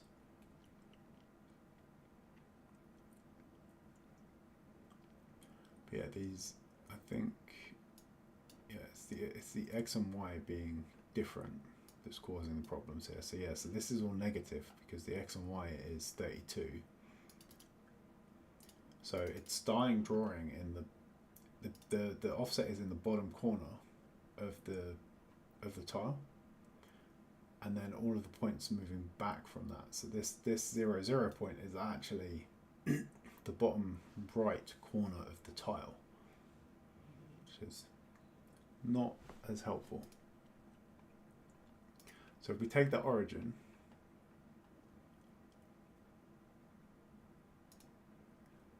and we add it to each of our values, we should then shift the polygon into the right space.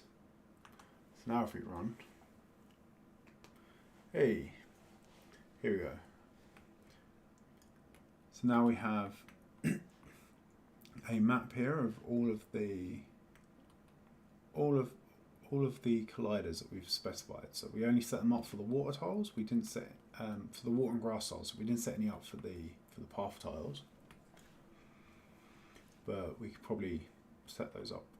We can set those up quick enough. But yeah. But okay. So we've got our sort of collision boxes or shapes are in here now. Now we just need to stop the player moving through them, which will be which should be an interesting one. So if we go,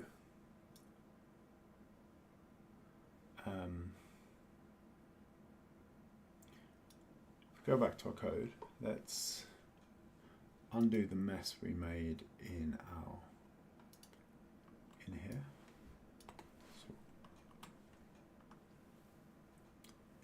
So now we're back to our usual view, and then we need to create a collider for the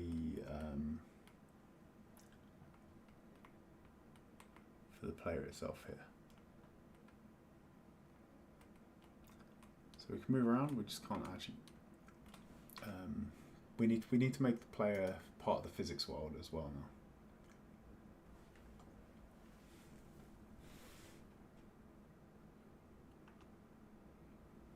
Yeah.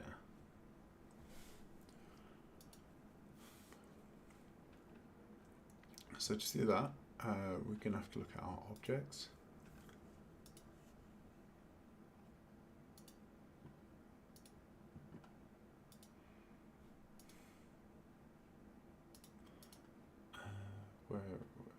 Okay, we have the player.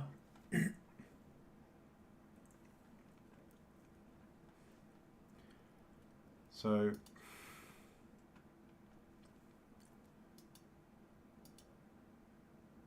the moment our position is one of our vector 2's, but we're going to kind of want to be adding or removing that to the physics world instead.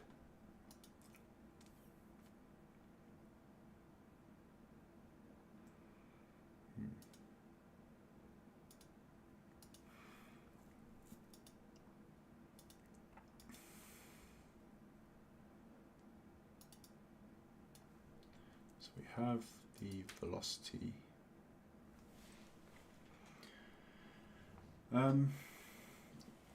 Let's have another look at the docs, because now what we want to do is we want to start adding. So we're gonna create a body for the player, but we need to then apply some physics to that, right? So we want to be able to apply a velocity.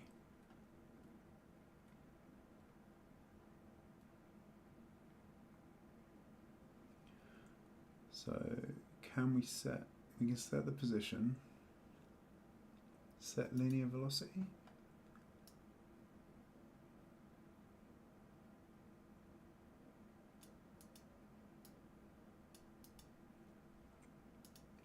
So that seems to set it, but I think we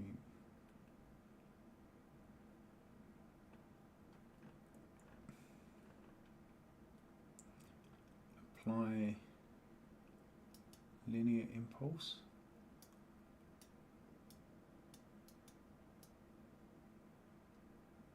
So this adds momentum.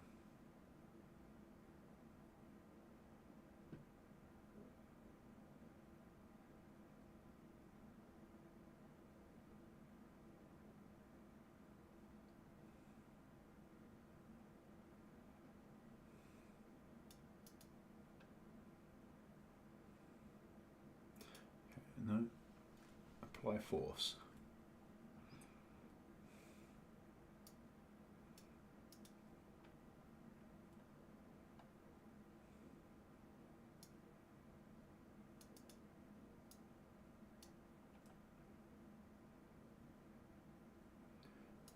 I think maybe some experimentation is in order.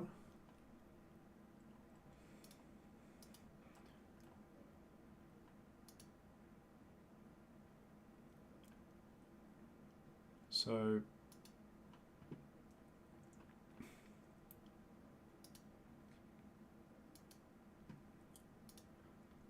right. First up, before we forget,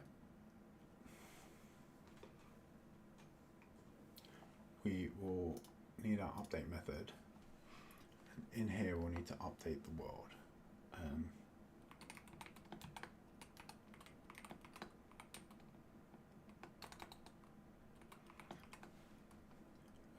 What was the other options here? Velocity, position, iterations.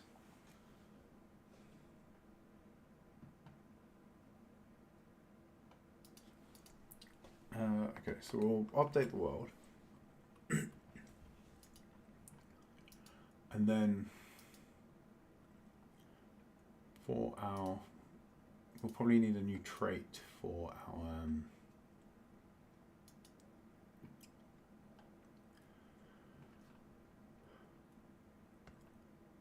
or no, well, we have to edit the movable trait. So we set the object position and velocity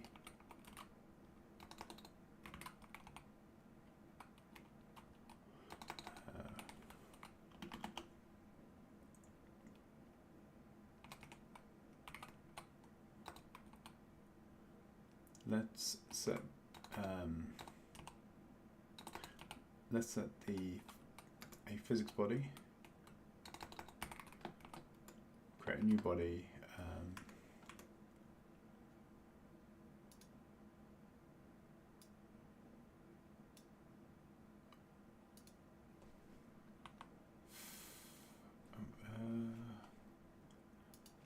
we'll probably need to pass the world in here. So that means when we define this, we'll need to set it much higher up in the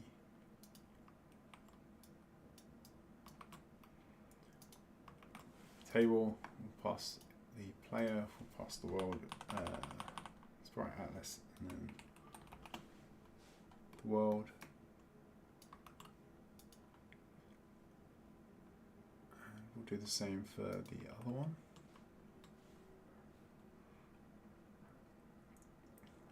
And then our objects, the player, so we want atlas and we want world, and the world is a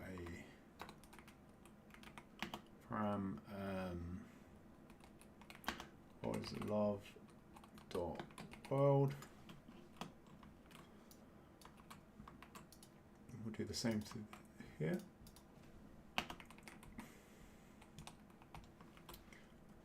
Okay, then for our movable,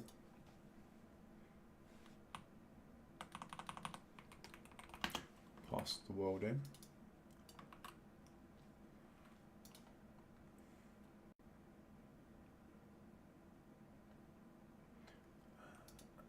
the same for controllable.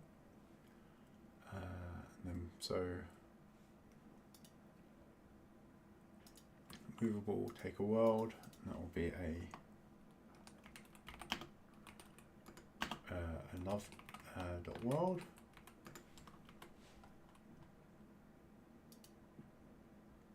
And then when we define the body, we will put the world in there. Then we want to give this a position, which will be our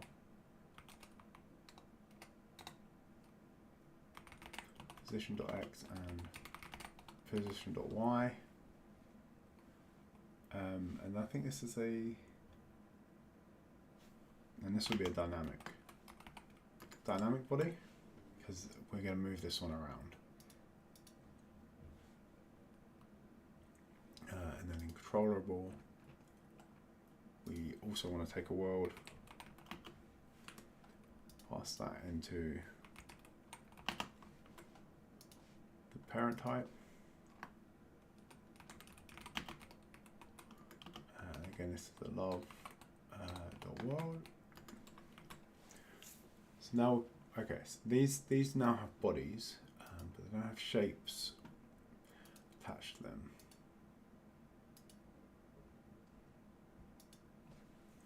So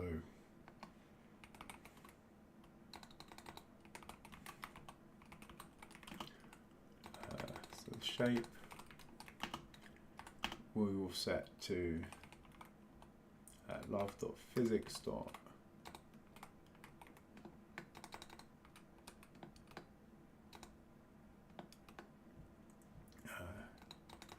physics dot new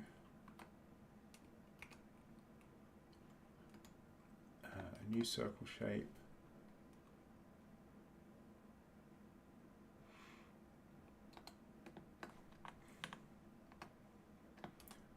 And we'll go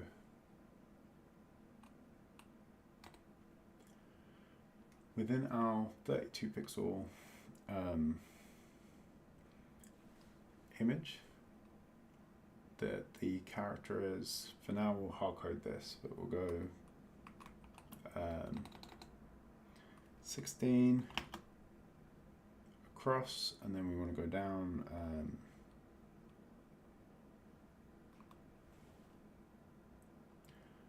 20, 16, 24.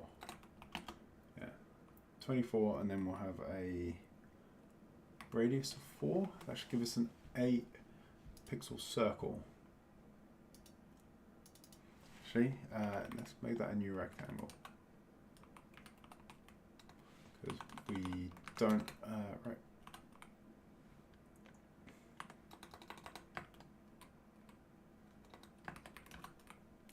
Yeah, let's go for a new rectangle shape.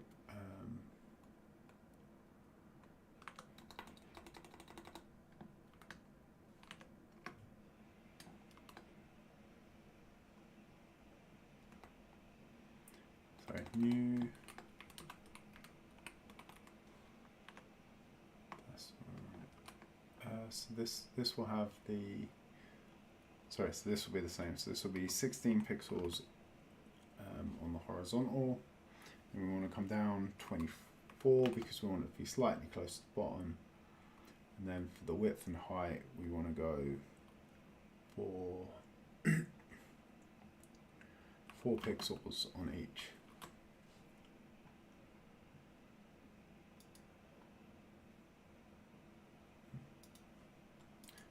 Aaron is half here, both digitally and in real life. What has you partially present in the real world? How does that work?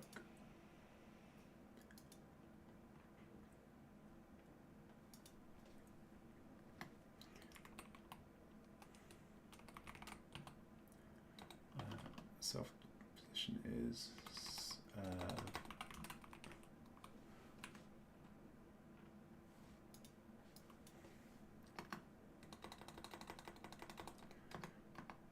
so we want vector 2, so if we go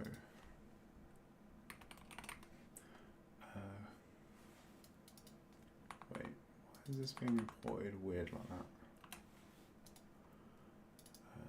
Crawler dot engine.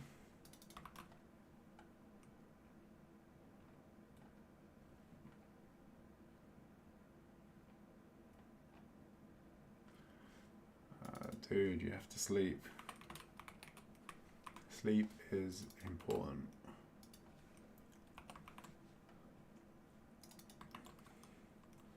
Which I always feel like a bit of a hypocrite when I lecture others on the importance of sleep, considering how bad at it I am myself. But it is one of the most important things.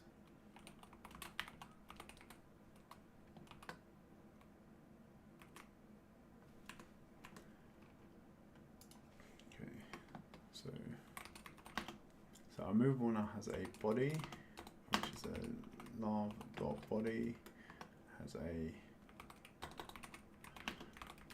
shape, which is a lav dot shape, and then we should add a fixture in here to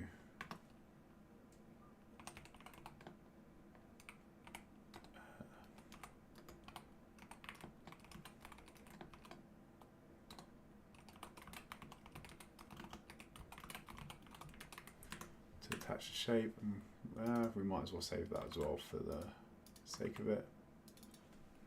The fixture.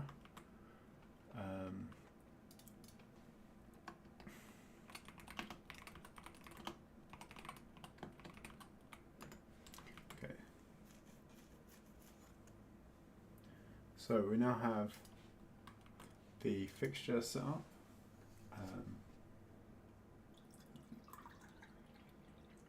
I'm realizing we've been going for a couple of hours now and I haven't drunk, so make sure you guys are staying hydrated and not being quite as terrible as I am.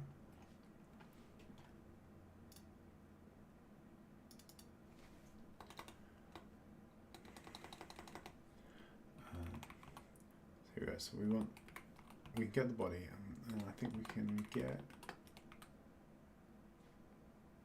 position. So it should give us our position back.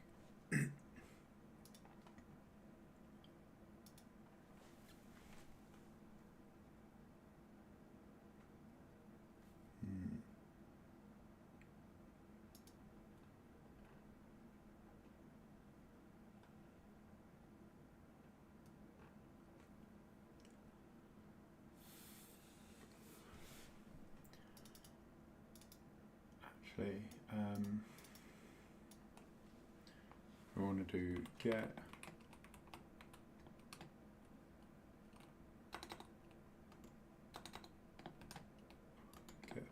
world point for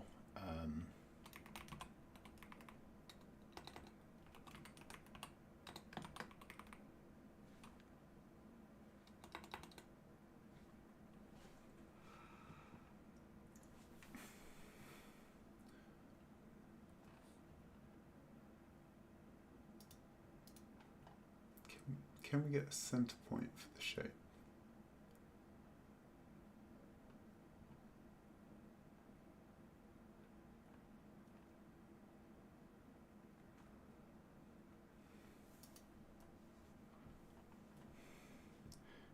Let me consult the docs real quick.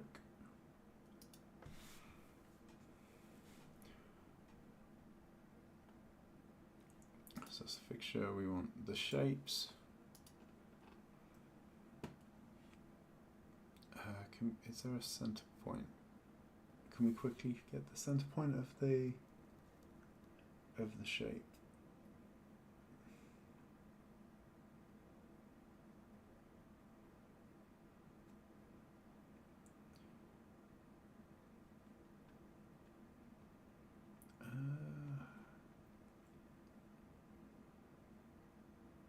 Does not look like there's one on the shape itself, but well, on the circle shape though.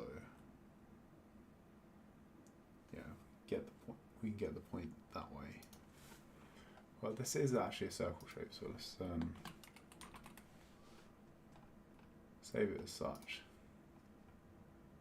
So we can get the point in the middle. So that'll be the position. Oh, sorry. Yeah. So by setting this to a circle shape, we can get the point in the middle of the circle, and we can translate that to the world geometry as we did before, and that'll give us this should give us a new vector for the position.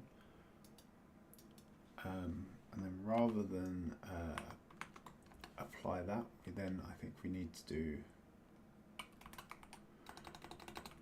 self.body.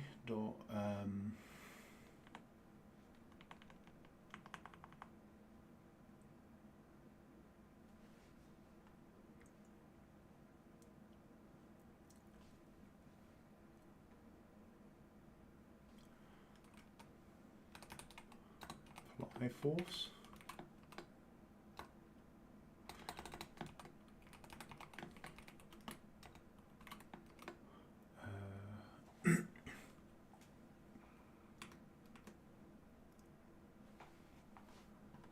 So we're applying a force.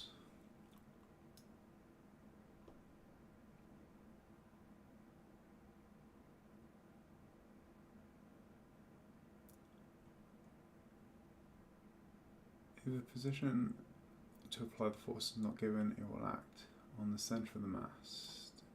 Okay.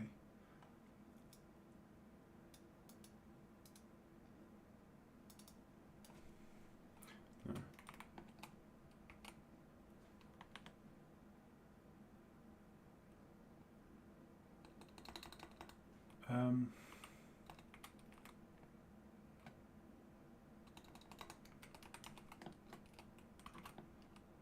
Yeah, so I think here if we then need to apply the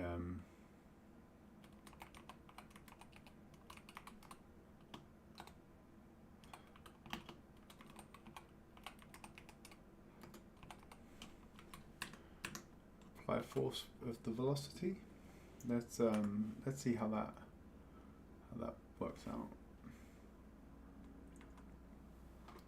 we have an error. Bad argument 1 on line 26. It's when we create okay,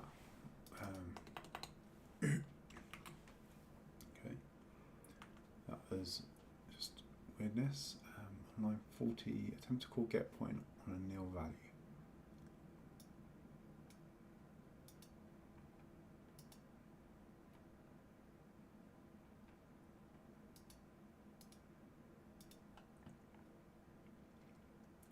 So this is for when the shape isn't yet defined. So I think if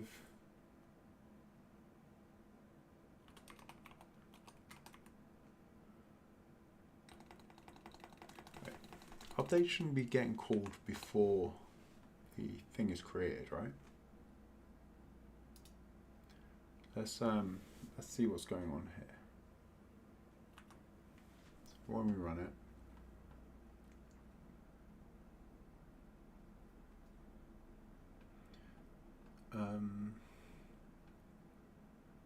we have a shape.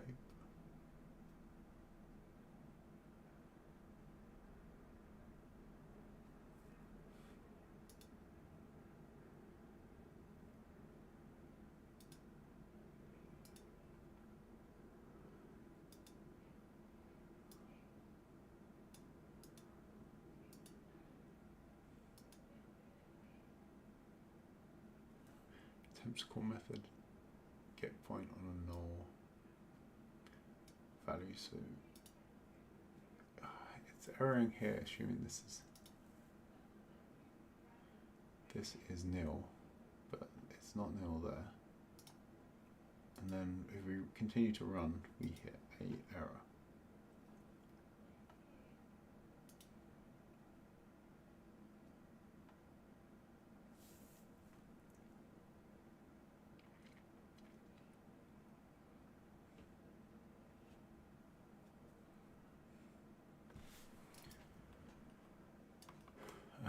To the console again, and we'll try and poke at this bit to see what we can get. So self.shape to get point.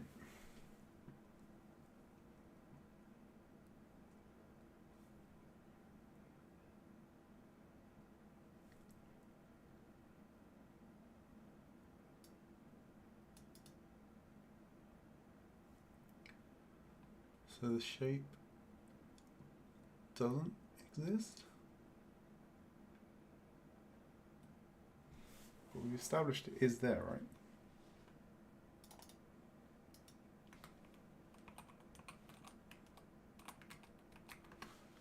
Yeah. We have a polygon shape.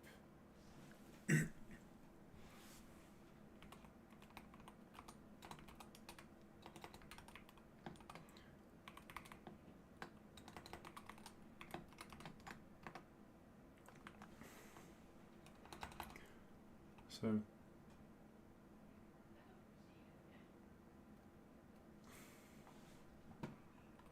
wait, no, we have a polygon shape. Wait, oh, because I switched it to a rectangle, didn't I?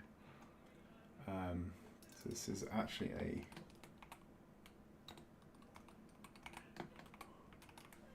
polygon shape and not a circle, which means that there is no get point method. Which means that we need to have a look at the polygon shape now, and is there a way we can easily find the center point? I mean, we could.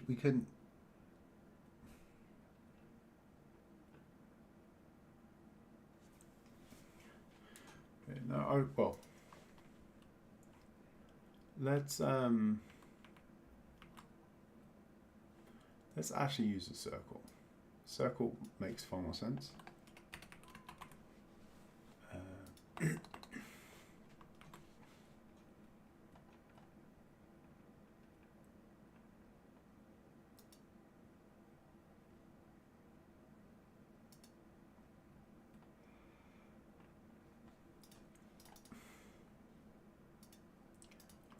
No. Right, we'll go over rectangle. And then to find the center,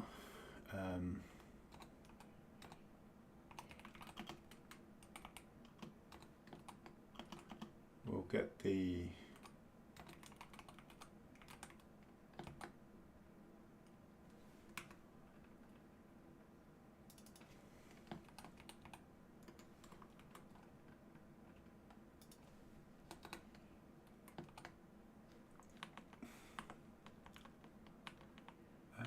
we should, okay, if we get the AABB, the AABB is a is like the axis aligned bounding box, which will be the box that encompasses the value. This is the translation of the shape on the X and the Y. No, that's also not what we want.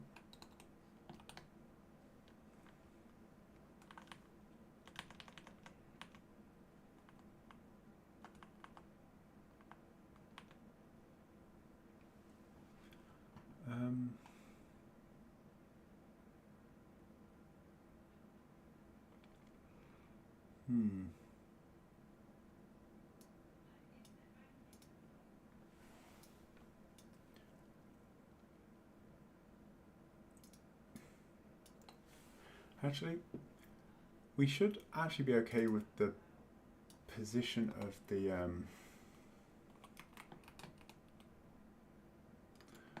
position of the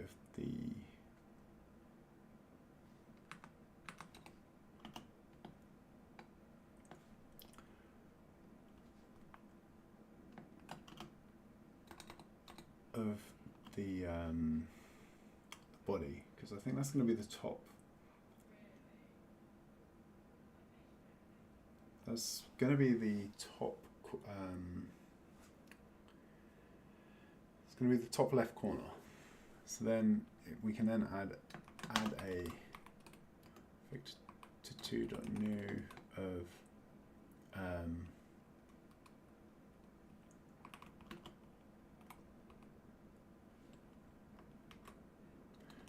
16 and 24 to that, and that will relocate within it. This is messy, but we can clean it. We can clean it up with the sort of origin point and the collision sort of foot diameter of the things later. So if we run that, then we look at the game window. Okay, so we have okay, that is interesting.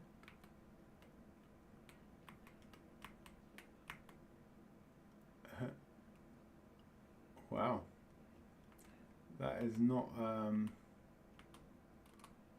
that's not what I was expecting. It's quite trippy. So okay, so the that was it's not apply. We definitely don't want to apply force. That's not what we're after. Is it set? Maybe it is the set linear velocity of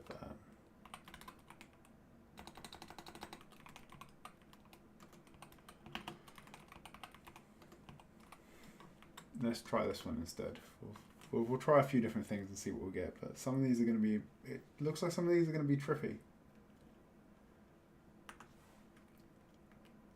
Okay. So that's got some movement. Oh, interesting. So, oops. Okay, so this is interesting. That the indication of this. Okay, so we need to. We can't use. Oh, sorry. So this one is interesting. That it follows the thing around, but sometimes ends up spiraling. Yeah, so what's... So that is spinning. It's because of the...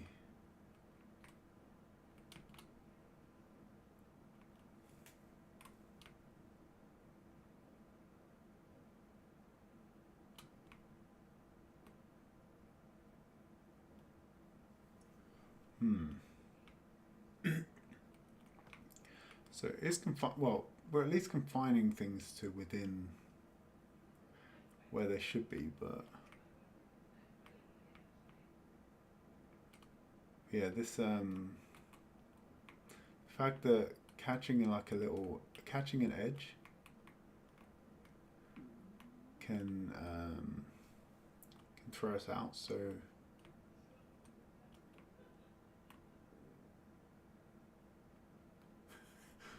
wow, that's actually almost making me feel a bit dizzy.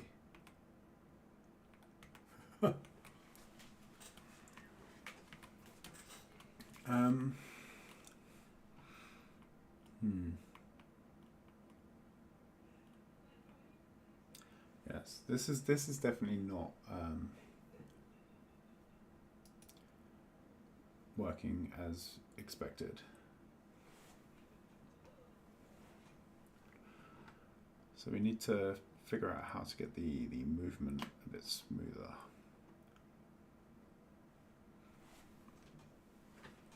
I think we're getting closer though, we're getting closer. So that was the fixture, was it? No, the body. So we know apply force is not what we want.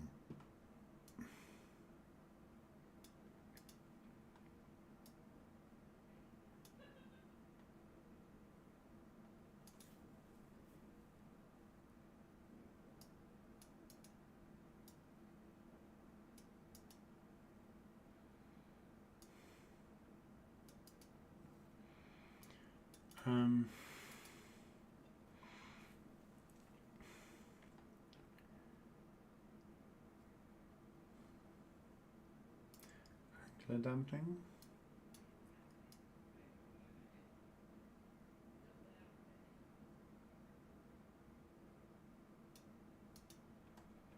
So we want to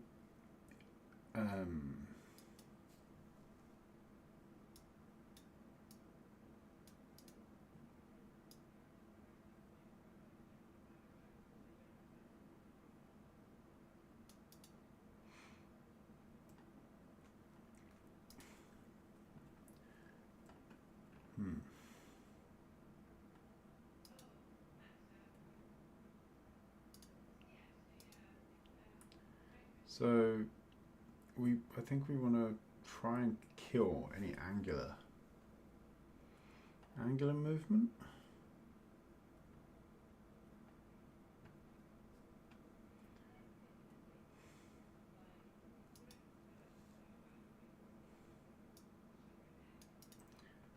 Okay, it's fixed rotation. Can we set fixed rotation? Set fixed rotation.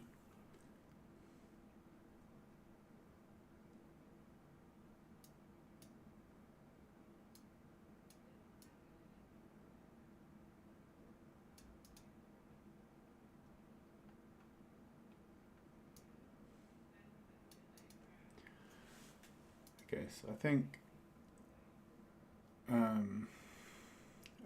that might be that might be the function we need.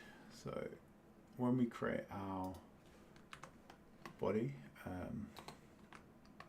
we then want to go object dot body dot set fixed rotation to true.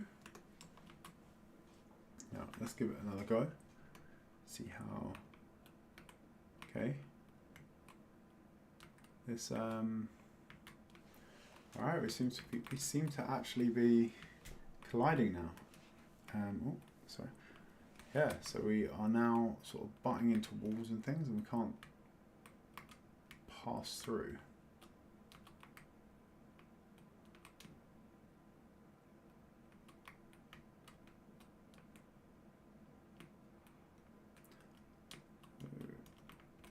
there's some of these that are a little bit misaligned, so we probably could do with tightening up the collision vector shapes, but yeah, so this one isn't like there's a little notch here, which means that we can't sort of pass, but if we come over it will move down, but it's actually the same in both directions, which is so we could tighten some of that up, but we actually have collisions though. And where is our and yeah, so our little NPC slime here is unable to move, but we can push it around, interestingly. Which is cool. So it definitely wants to go that way, but we can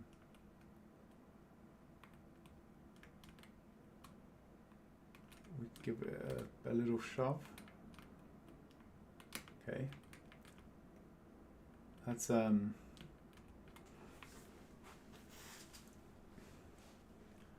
that is quite cool. So we've got movement within the confines of our physics world now. So if we close this and we will comment out the line in our draw method to draw the physics world, and then if we run again, that's okay. There's some of the edges are a bit janky at the moment, but that's mostly my bad drawing rather than the shapes rather than the code itself. So as soon as we fix those shapes, the fact that we're able to push the other entities around as well is kind of cool. So yeah, so we can sort of push things. We'll probably want to use a shape that more better fits the shape of the player. So we have like a circle that sort of encompasses their feet, I think, for the actual player's mask itself. But yeah, we can move around. And we've got these barriers to stop us going where we shouldn't. We've still got some bits that are not fully masked, but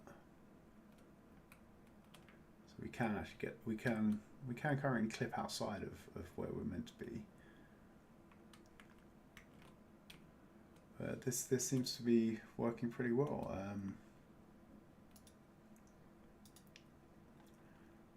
I do wonder if it's worth investigating maybe some sort of yeah, I was going to say whether or not we can do sort of a line-based collision for things, but I don't think Tile supports that, which is unfortunate.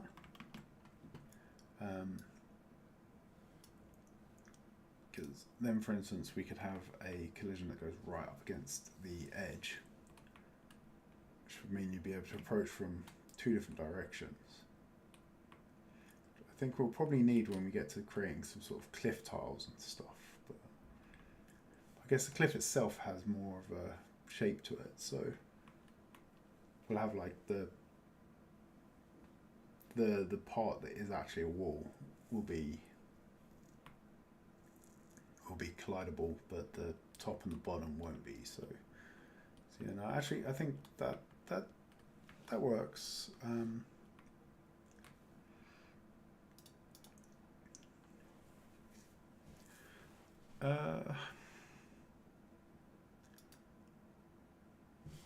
So yeah, I think let's re-enable the.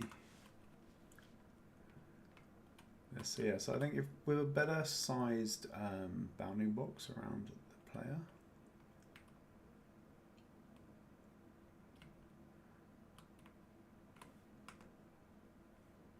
We probably get a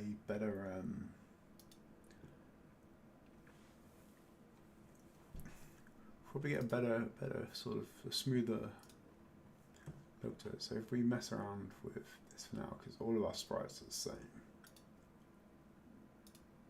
so I think so the width instead of 4, if we go to like 16 or something,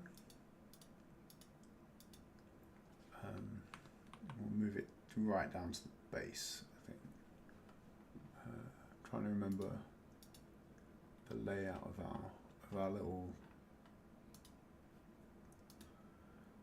slime asset. Okay, no, it's actually in the middle of the.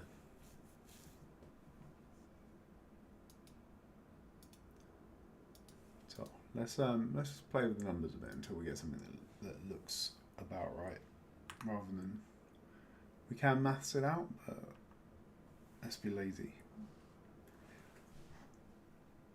But no, because wait.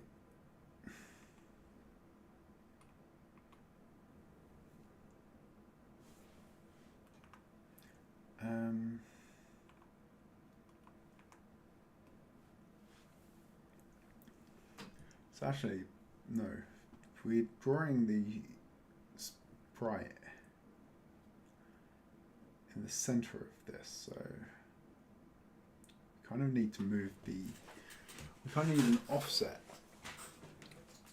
of where the sort of center point is in the shape. Sorry, we need an offset of where the center of the sort of collision for the sprite is.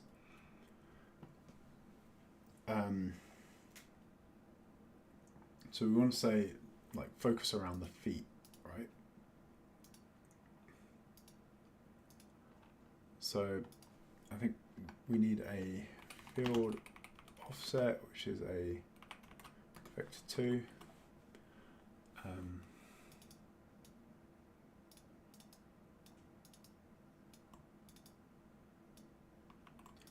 And that will be this. Is a vector 2 dot. Is a vector 2 of those values.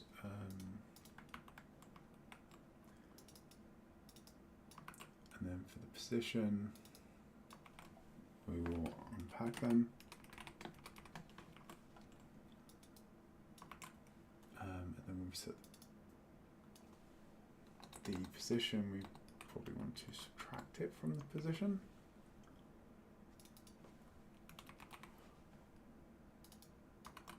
Oh, I need to.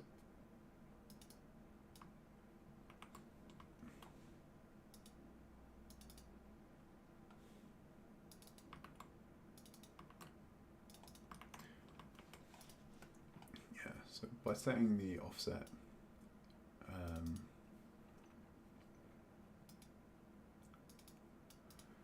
think that will give us a nice. Oh, no.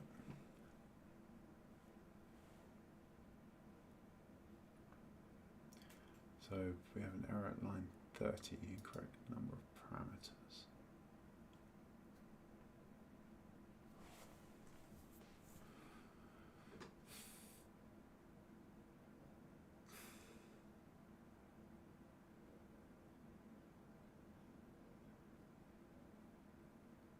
So this will return 2 values.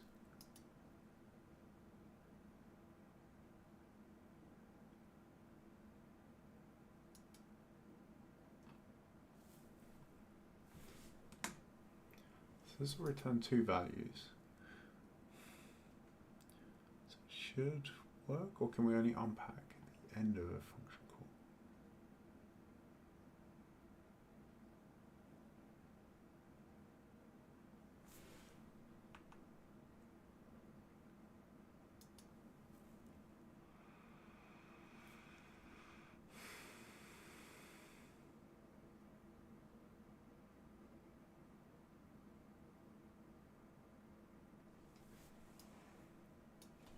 Okay, offset.x.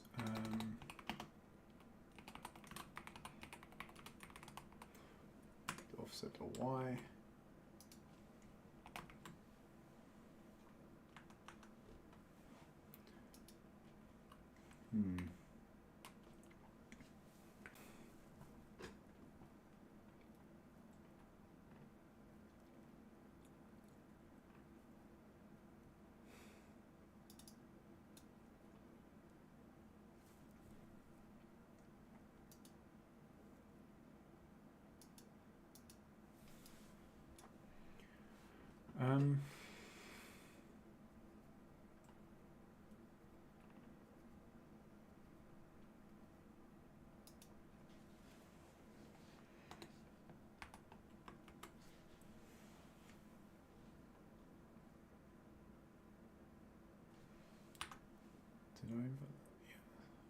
Okay, so that puts it back middle.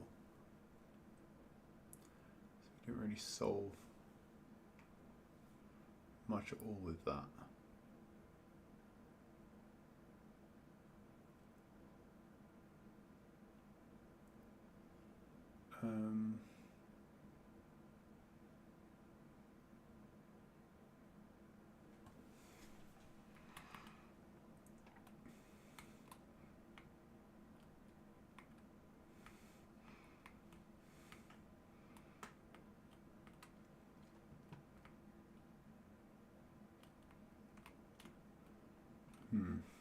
So I want the box to be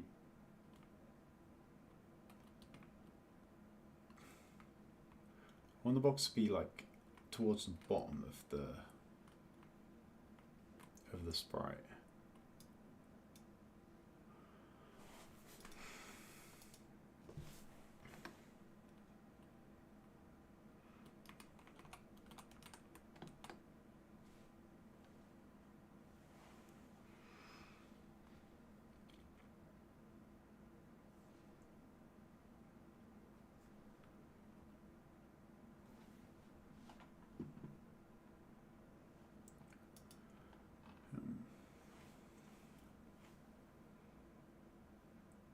I am noticing though that we have when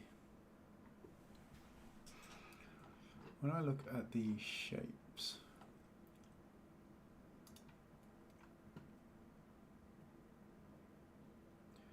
the shape has a child count.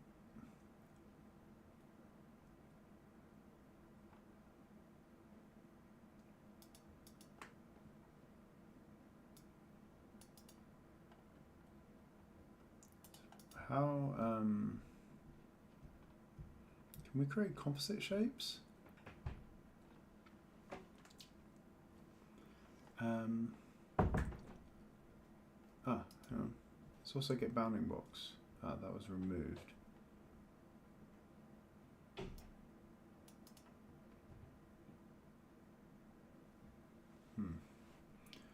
So we've lost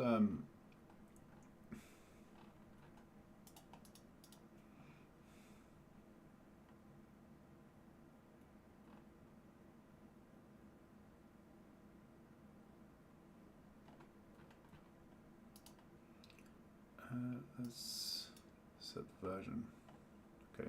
Okay, that narrows down the number of functions a bunch. All right. We filter out the ones that we can't actually use. So okay, so if we go to shape.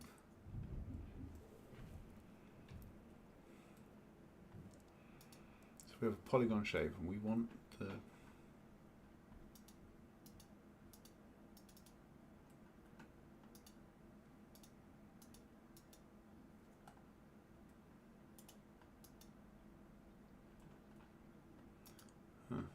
okay, just now it removed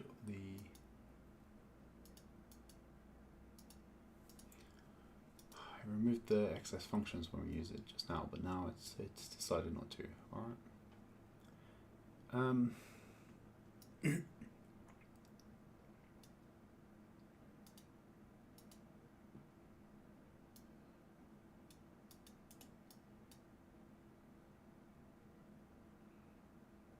Okay, so we could test well, test point is in, we can raycast, we can get the type, get the radius, get data.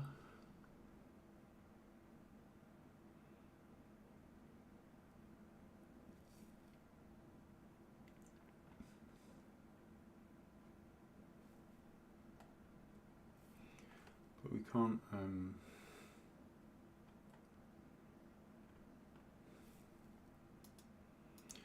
we don't have anything for finding the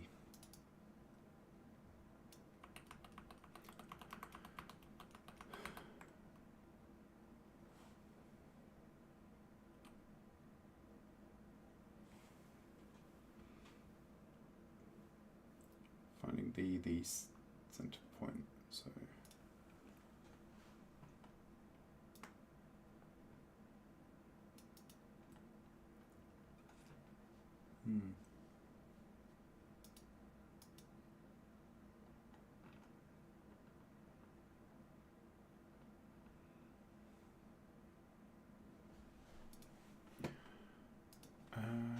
so I think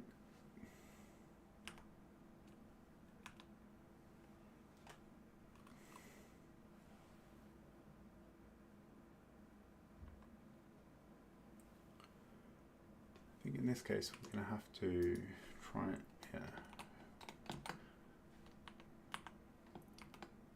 We can compute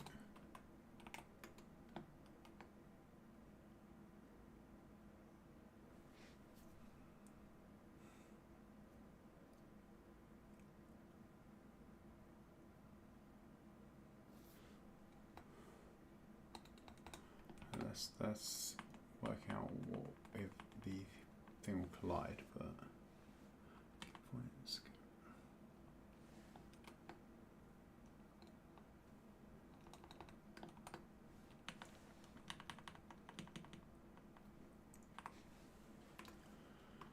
Okay.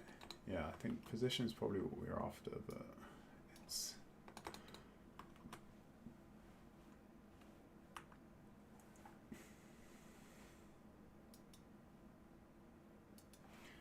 it's just rendering off.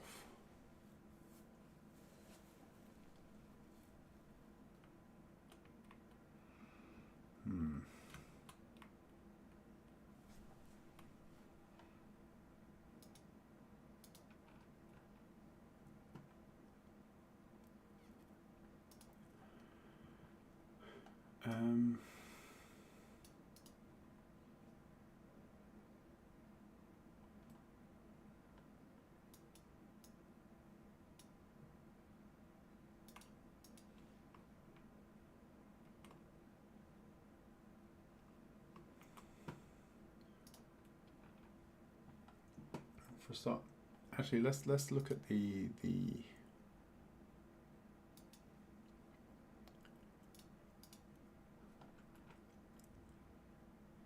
slime. I'm just going to open this in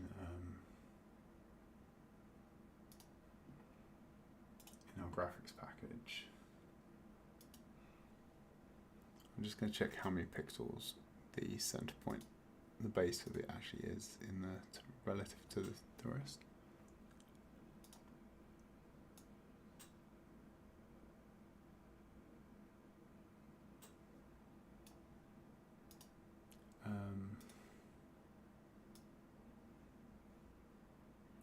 So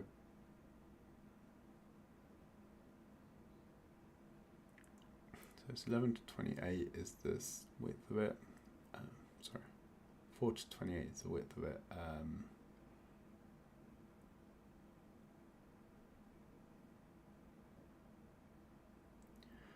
16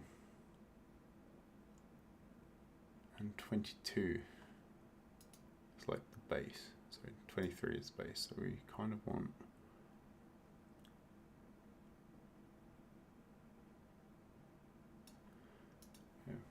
this at 18 instead.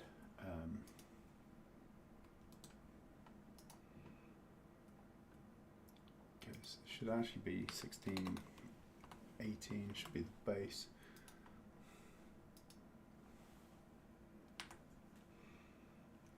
if we run, where do we end up with the shape? It's dead in the middle still. What if we change the position at 0 on the axis?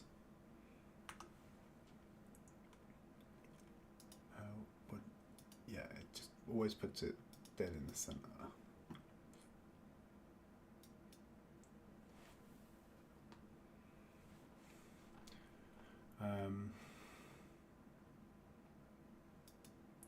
Which makes me think that actually we were right in the beginning. This should be a circle.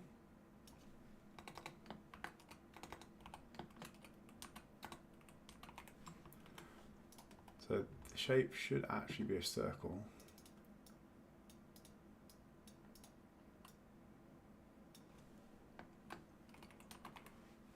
So we've set that to our offset, and we'll set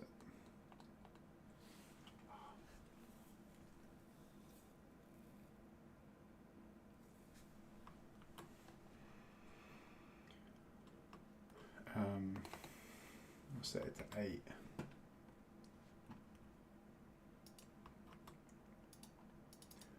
And then this will be the body dot get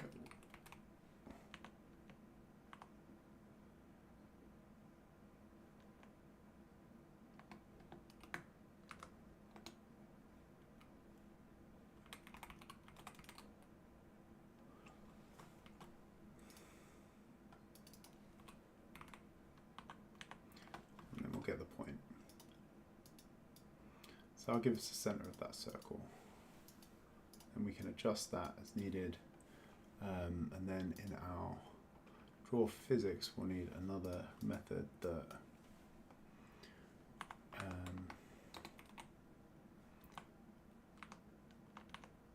else if shape.get type is a circle, then we want to do cast the shape to love circle shape, and then we should be able to go love.graphics circle.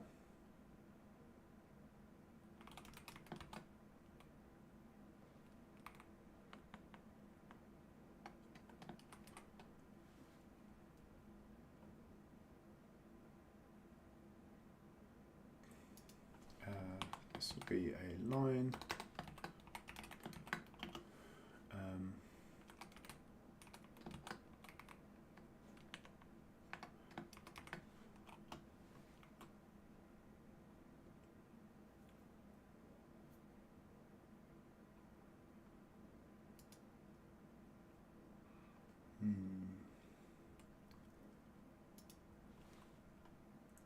I've got to get point.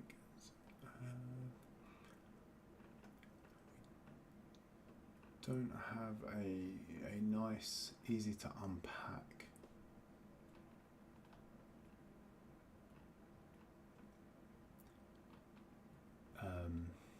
value for this one, unfortunately. So go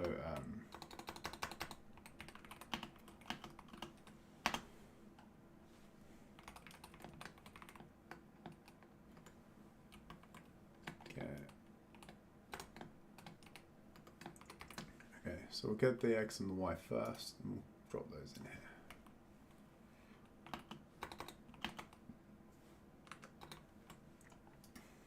Okay, so then when we run things, we have an error on line 44 of movable.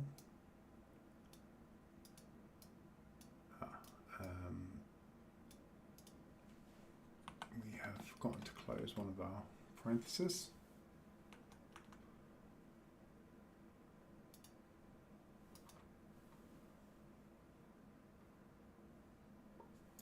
Okay, so circle is not getting rendered.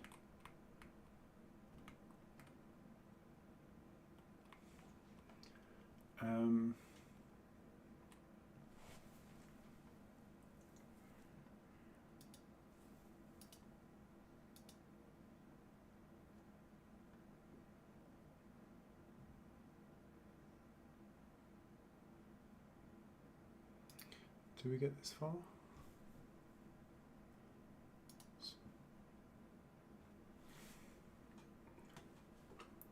Let's okay, so we do get called and we have an X.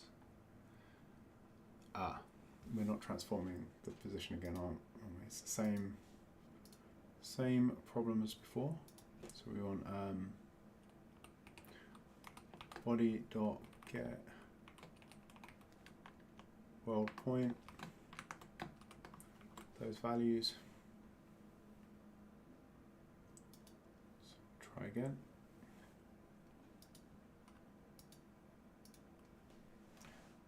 Okay, different.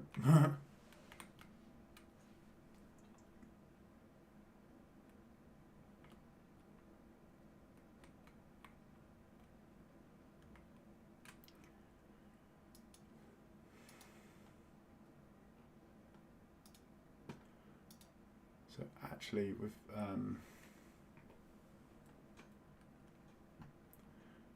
that, if we take the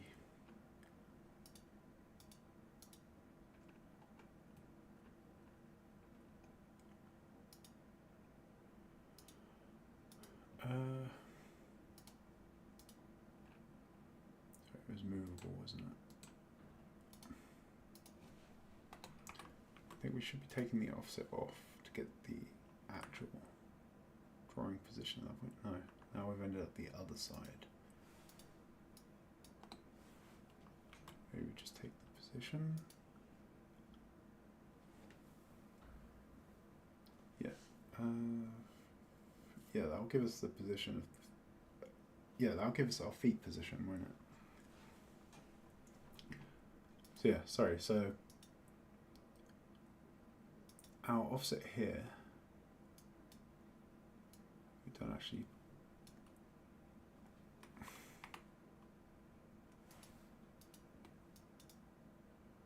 Okay.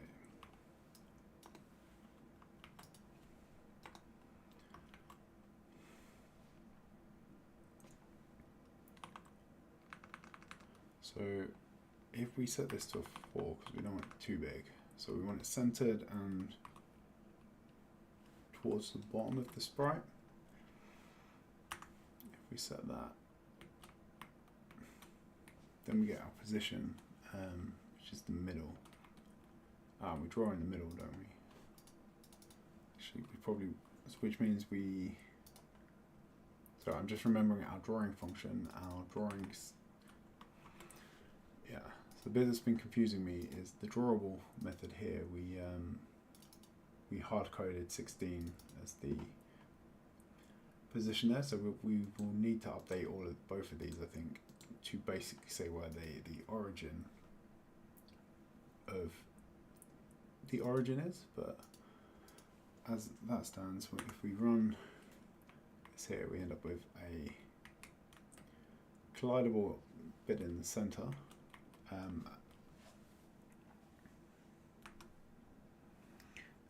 As we extend the game, we'll probably have,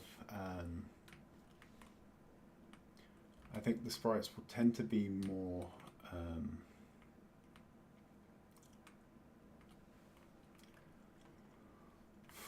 vertical, so we'll have them like twice. Most things will probably be twice as high as they are wide. So we'll have this positioned at the base. And that should give us a good sort of collision. I think, maybe go slightly larger than that though, right? Let's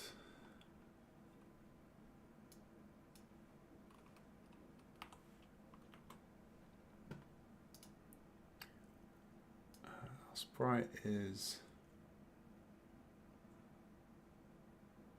14 characters tall, 14 pixels tall.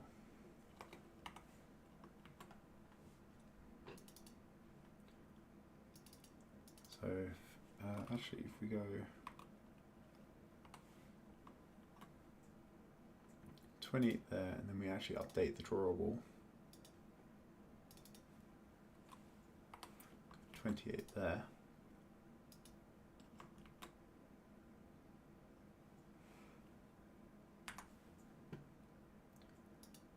We should get a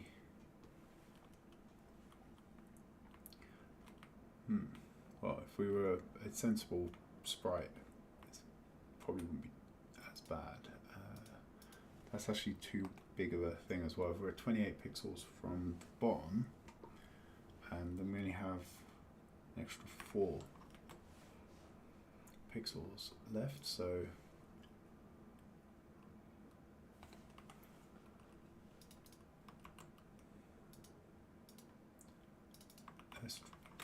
here we go. A bit of we'll finesse this. There we go. There we go. So we've now got a collision at the bottom near the feet, so we can sort of walk up to tops.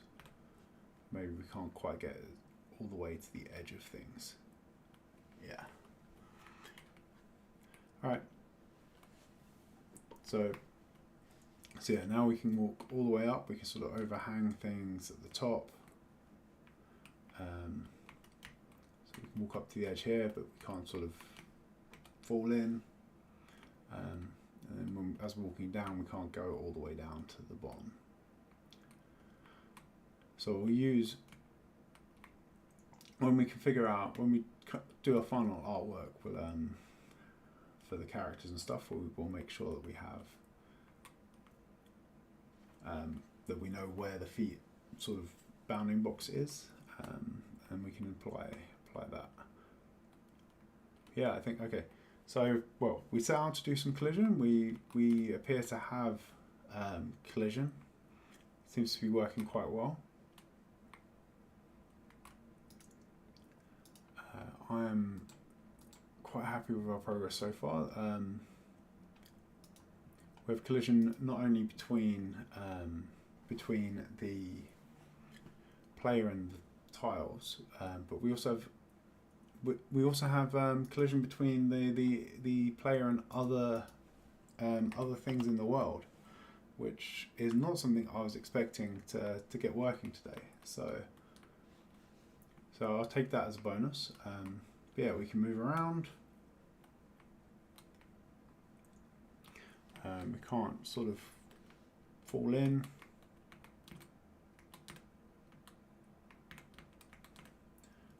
I'm gonna call this a win. I have been sort of looking at this artwork. Unfortunately, I started playing. I played a bit of Chrono Trigger on the Steam Deck, and the artwork, the tile artwork in that versus what I've done so far here is just so much better that I'm now thoroughly disappointed in this, and I've decided that unless my artwork is as good as sort of Chrono Trigger and Terranigma and all those sort of amazing old SNES games, then I'm not going to be satisfied. So I will probably have to redo all of this. So that is a job for off stream, I think. Now that we have collision, I think next week we will probably have a bit more of a look at random generation, so we can see if we can get some random maps generating and be able to walk around those. We also needed the per tile terrain stuff for that. So we did that last stream. So if you want to see if you want to see some random map generation, they're probably gonna be absolutely garbage and horrific for our first attempts, but we'll give it a go. So yeah, if you want to see that, make sure you're subscribed. If you like the video, give the video a like, and hopefully I will see you all next week. And we will call it there. Bye.